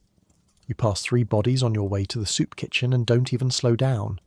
You sleep in a room with a corpse and don't lose sleep over it. Death has lost its power to shock you. This normalization is perhaps the cruelest aspect of the famine. Death should matter. Each person who dies should be mourned, remembered, honoured. But there are too many of them. The human brain can't process that much loss. You become numb as a defence mechanism. If you truly felt the weight of every death, if you properly mourned every body you pass, you'd be paralyzed by grief. So you don't. You shut down that part of your emotional response and just keep moving. You develop a corpse recognition system. Fresh bodies look different from old bodies. Fresh, some color remaining, flesh relatively intact, eyes open or closed but recognizably eyes. Old, grey-black, partially decomposed, sunken features, sometimes just bones with dried skin stretched over them. You can estimate how long a body has been dead by its condition. This skill is not one you ever wanted to learn, but you have it now. The spring thaw is going to be a nightmare. All the bodies that accumulated during winter, buried shallow or not buried at all, will start decomposing rapidly when the weather warms. The smell will be unimaginable. Disease will spike. But that's a future problem. Right now, in the frozen heart of winter, the corpses are at least preserved by the cold, locked in place until spring releases them to decay. You've started wondering about your own death, your own body. Who will bury you? Will anyone? Will you end up in a mass grave, anonymous and forgotten? Will you die alone on a road, covered eventually with stones by a stranger who doesn't know your name? Will your children have the strength to bury you, or will your corpse just lie in whatever corner you die in, rotting slowly while they're too weak to move it? These thoughts are intrusive and unwelcome, but they come anyway. Death is so present, so constant, that it's impossible not to think about your own. Every body you pass is a mirror showing you your future. That's you in a few weeks or months. That's what you'll look like. That's how you'll be disposed of. The corpses have taught you something about humanity that you wish you didn't know. We're all just meat. Meat that walks and talks and loves and dreams, but meat nonetheless. And when we die, especially when we die en masse with no one to care for our remains properly, we're just organic matter returning to the soil. The humanity, the personhood, the sacred spark, all of it gone, leaving just decomposing flesh and bone. That body in the ditch was someone's child, someone's parent. Someone loved them once, held them, believed in their future. Now they're just an obstacle on the road, something to step over or walk around. That's the true horror of the famine winter. Not that people die, but that death has become so commonplace that the dead lose their humanity before their bodies even finish decomposing. And you, walking past that body without a second glance, have lost something too. Not your humanity exactly, but your capacity to be shocked by its absence. Tomorrow there will be more bodies, and the day after that. And winter, merciless and patient, isn't even close to done. Ireland is a deeply Catholic country, and faith has always been a cornerstone of life here. But during the famine winter, that faith is tested like never before. You pray. You pray every day, sometimes every hour. You pray for food, for warmth, for your children to live through the night. But the potatoes don't come back. Your children keep dying. Winter keeps crushing you. And you start to wonder, where is God? Why is this happening? Did we do something to deserve this? The priests tell you this is God's will, that suffering brings you closer to heaven, that your reward awaits in the afterlife. But that's hard to believe when you're burying your third child in a frozen field. Some people lose faith entirely. Others cling to it harder because it's the only thing they have left. You attend Mass in unheated churches, your breath focking in the air, and you sing hymns with a congregation that's shrinking every week. Faith doesn't keep you warm. It doesn't fill your belly. But it's all you have. Before the famine, your faith was simple and solid. You believed in God the way you believed in gravity. It was just a fact of existence, unquestioned and foundational. You went to Mass every Sunday, said your prayers before meals and before bed, crossed yourself when passing a church, observed the holy days, and trusted that God watched over you. Your faith wasn't complicated. It was comfort, community, and certainty all wrapped together. The church told you what was right and wrong, and you believed them. The priest's word was authority, and questioning it never occurred to you. Then came the blight, and with it, a question that won't stop echoing in your mind. Why? Why would a merciful God allow this? You've heard the theological explanations.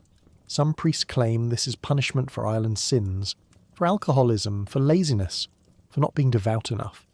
But you know that's nonsense. You've been devout. Your neighbours have been devout. Your children, innocent and pure, have done nothing to deserve starvation. What sins could a 3-year-old commit that merit death by hunger? The logic doesn't hold, but the priests keep preaching it anyway. Other priests offer different explanations. This is a test of faith, they say. God is testing Ireland like he tested Job, and those who remain faithful through suffering will be rewarded in heaven. This explanation is slightly more palatable, but it still leaves you angry. Why do children have to die to test their parents' faith? Why does faith require watching your family starve? What kind of God designed such a cruel test? Then there's the most common explanation. God's will is mysterious, beyond human understanding. We can't know why he allows suffering. We must accept it with humility and trust that he has a plan. This non-answer frustrates you more than the others, because it's essentially admitting that there's no good explanation, but you should believe anyway. Trust without understanding. Accept without questioning. Have faith despite all evidence that your faith is misplaced. You still pray, but the prayers have changed. They used to be grateful, reverent. Thank you for this food, Lord. Bless our family and keep us safe. Now they're desperate and borderline accusatory. Please, God, let my children survive the night. Send us food, anything. Why have you abandoned us? What did we do wrong? Sometimes your prayers deteriorate into just crying the word please over and over until exhaustion takes you. Sunday Mass becomes a surreal experience. The church, never properly heated even in good times, is now absolutely freezing. Your breath comes out in visible clouds, the stone walls seem to radiate cold, the congregation, once packed and lively, has dwindled to maybe a third of its former size. Some are dead, some are too weak to walk to church. Some you suspect have stopped coming because they no longer believe there's any point. The people who do attend look like an assembly of ghosts. Everyone is skeletal, wrapped in rags, shivering uncontrollably. You can hear the collective sound of coughing and wheezing echoing off the stone walls. The priest, if your parish still has one, often looks as bad as the congregation. He's starving too, though sometimes local families try to ensure the priest gets a bit more food than average, but not always, and not enough. The hymns are heartbreaking. You're singing about God's mercy, God's love, God's provision, while standing in a room full of people who are experiencing none of those things. The Lord is my shepherd, I shall not want. But you want. You want desperately. You want food, warmth, survival. Give us this day our daily bread. You're asking for exactly that, and you're not getting it. The disconnect between the words you're singing and the reality you're living is jarring, painful, almost cruel. Some people have stopped attending Mass entirely. It's not that they've lost faith exactly, it's that they literally can't make the journey. The church might be 2 miles away, and 2 miles in your weakened state, in winter conditions, is impossible. Or they're caring for dying family members and can't leave them. Or they've entered the workhouse where Mass is irregular and poorly attended. The absence of these people is notable. Each week, you look around and count who's missing, wondering if they're dead or just absent. Your relationship with the local priest becomes complicated. Before the famine, the priest was a figure of respect and authority. Now, he's a complicated figure. On one hand, many priests are doing heroic work, visiting the sick, comforting the dying, saying prayers over mass graves, trying to provide what spiritual comfort they can. Some priests starve themselves to give food to parishioners. Some contract typhus while administering last rites and die alongside their flock. But other priests are less admirable. Some seem more concerned with maintaining church authority and tradition than with addressing the immediate crisis. They still collect tithes, small donations from parishioners, even when those parishioners are starving. They still insist on proper confession before communion, even when people are too weak to kneel in the confessional. They preach sermons about sin and punishment while their congregation is dying in front of them. Your priest falls somewhere in the middle. He's clearly trying, clearly distressed by what's happening, but he also keeps repeating the same theological explanations that increasingly ring hollow. God works in mysterious ways. Your suffering has meaning. Heaven awaits the faithful. You want to scream at him, "My children need food now, not heaven later." But you don't. You sit silently, too exhausted to argue, too conditioned to respect clerical authority, too desperate to alienate the one institution that's supposed to offer comfort. The rituals continue even as they become more difficult. Last rites are administered constantly. Priests are in perpetual motion, travelling from dying person to dying person, anointing foreheads with oil, hearing final confessions, offering what comfort they can. Some priests collapse from exhaustion.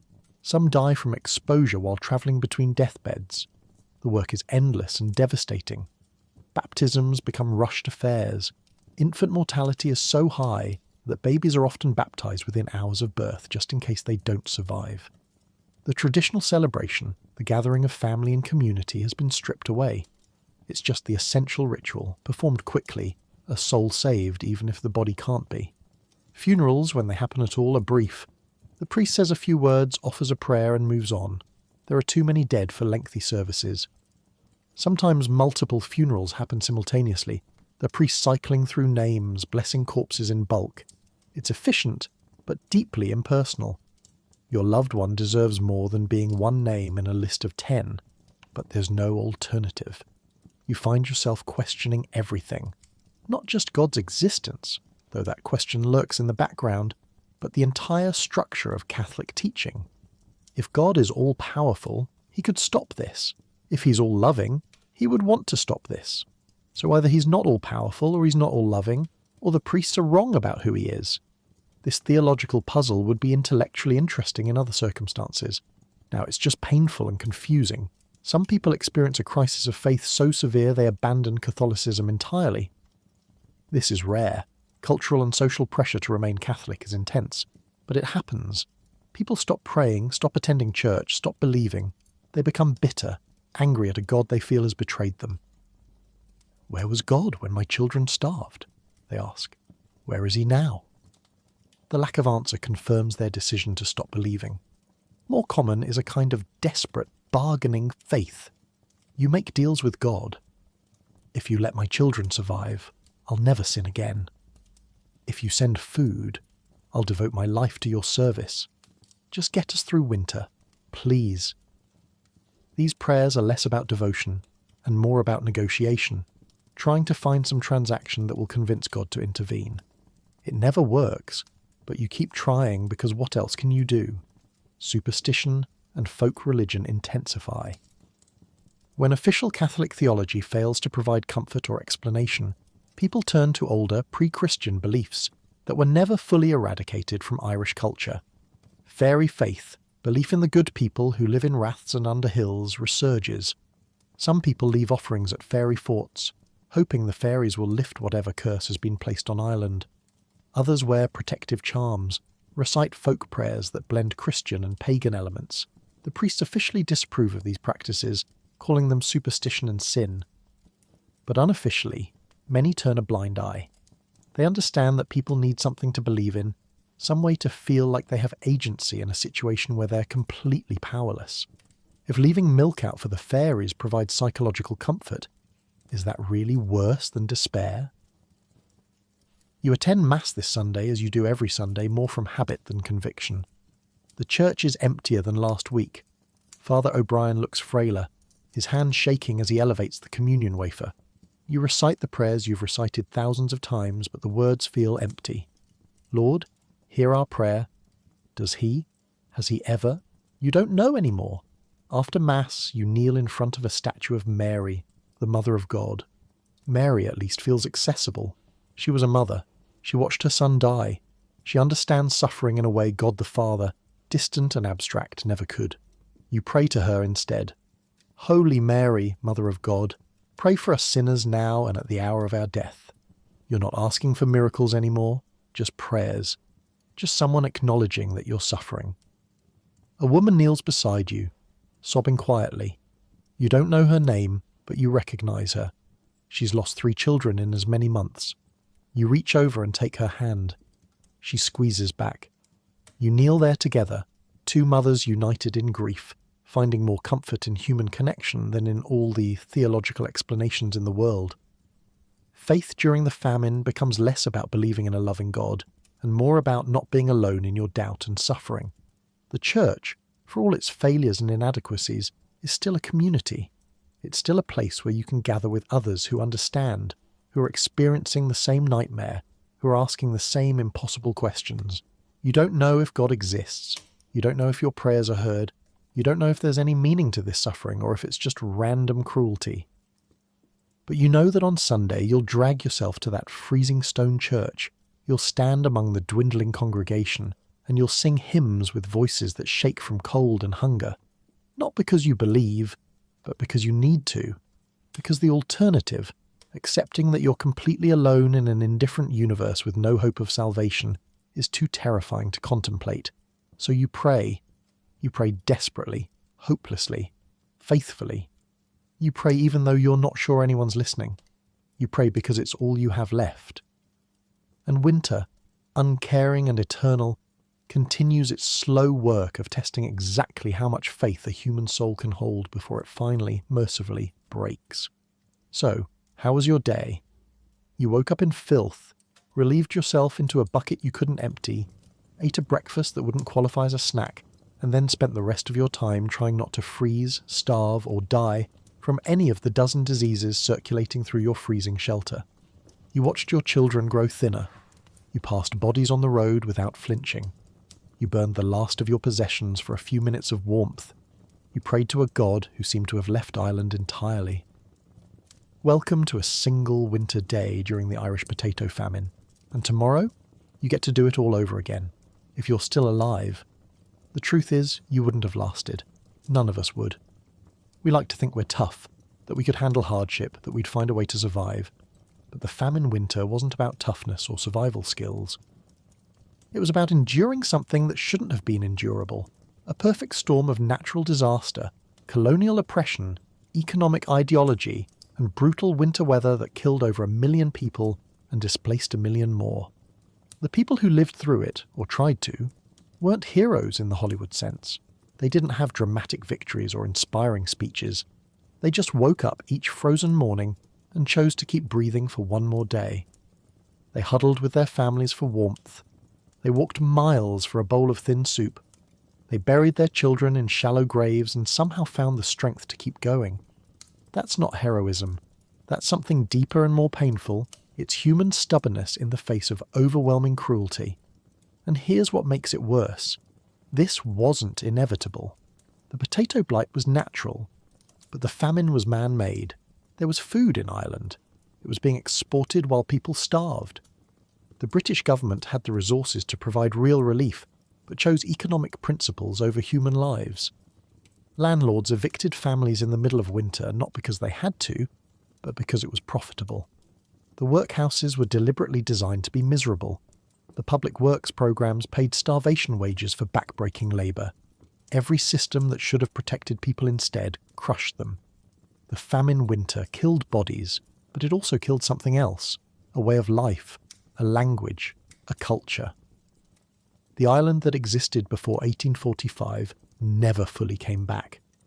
The population dropped from over 8 million to around 6 million and never recovered. Entire villages were abandoned. The Irish language, spoken by millions before the famine, nearly died out. The trauma scarred generations. The descendants of famine survivors, even those who grew up in America or Australia or wherever their families fled, carried the psychological weight of it. They hoarded food. They couldn't throw anything away. They passed down stories of hunger that their grandchildren would still feel in their bones. But somehow, through all of it, people survived. Not all of them, not even most of them, but enough.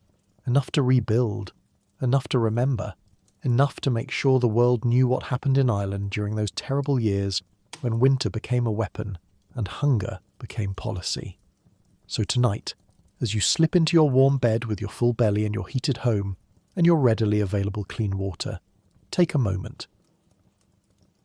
Not to feel guilty, you didn't cause the famine, but maybe to feel grateful. Grateful that you live in a time and place where starvation isn't a daily reality. Grateful that when winter comes, you have a thermostat, not a pile of burning furniture. Grateful that your children's faces are full, not hollow. Grateful that death is still shocking, still significant, still something that matters. And maybe, just maybe, remember the ones who didn't make it. The nameless thousands in mass graves. The children who died in their mother's arms. the families scattered by coffin ships, the bodies left in ditches. They were real people with names and hopes and lives that mattered, and they deserved better than what they got. The famine winter was brutal beyond measure, but the people who endured it, who fought through each frozen day with nothing but stubbornness and desperate hope, they proved something important. Humans can survive almost anything, not easily, not without scars, but we endure.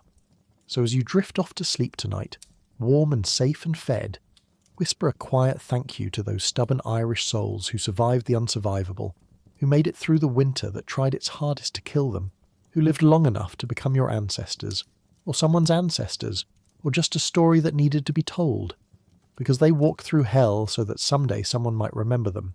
And tonight, you did. Sleep well, and be grateful that winter, for you, is just a season, not a death sentence.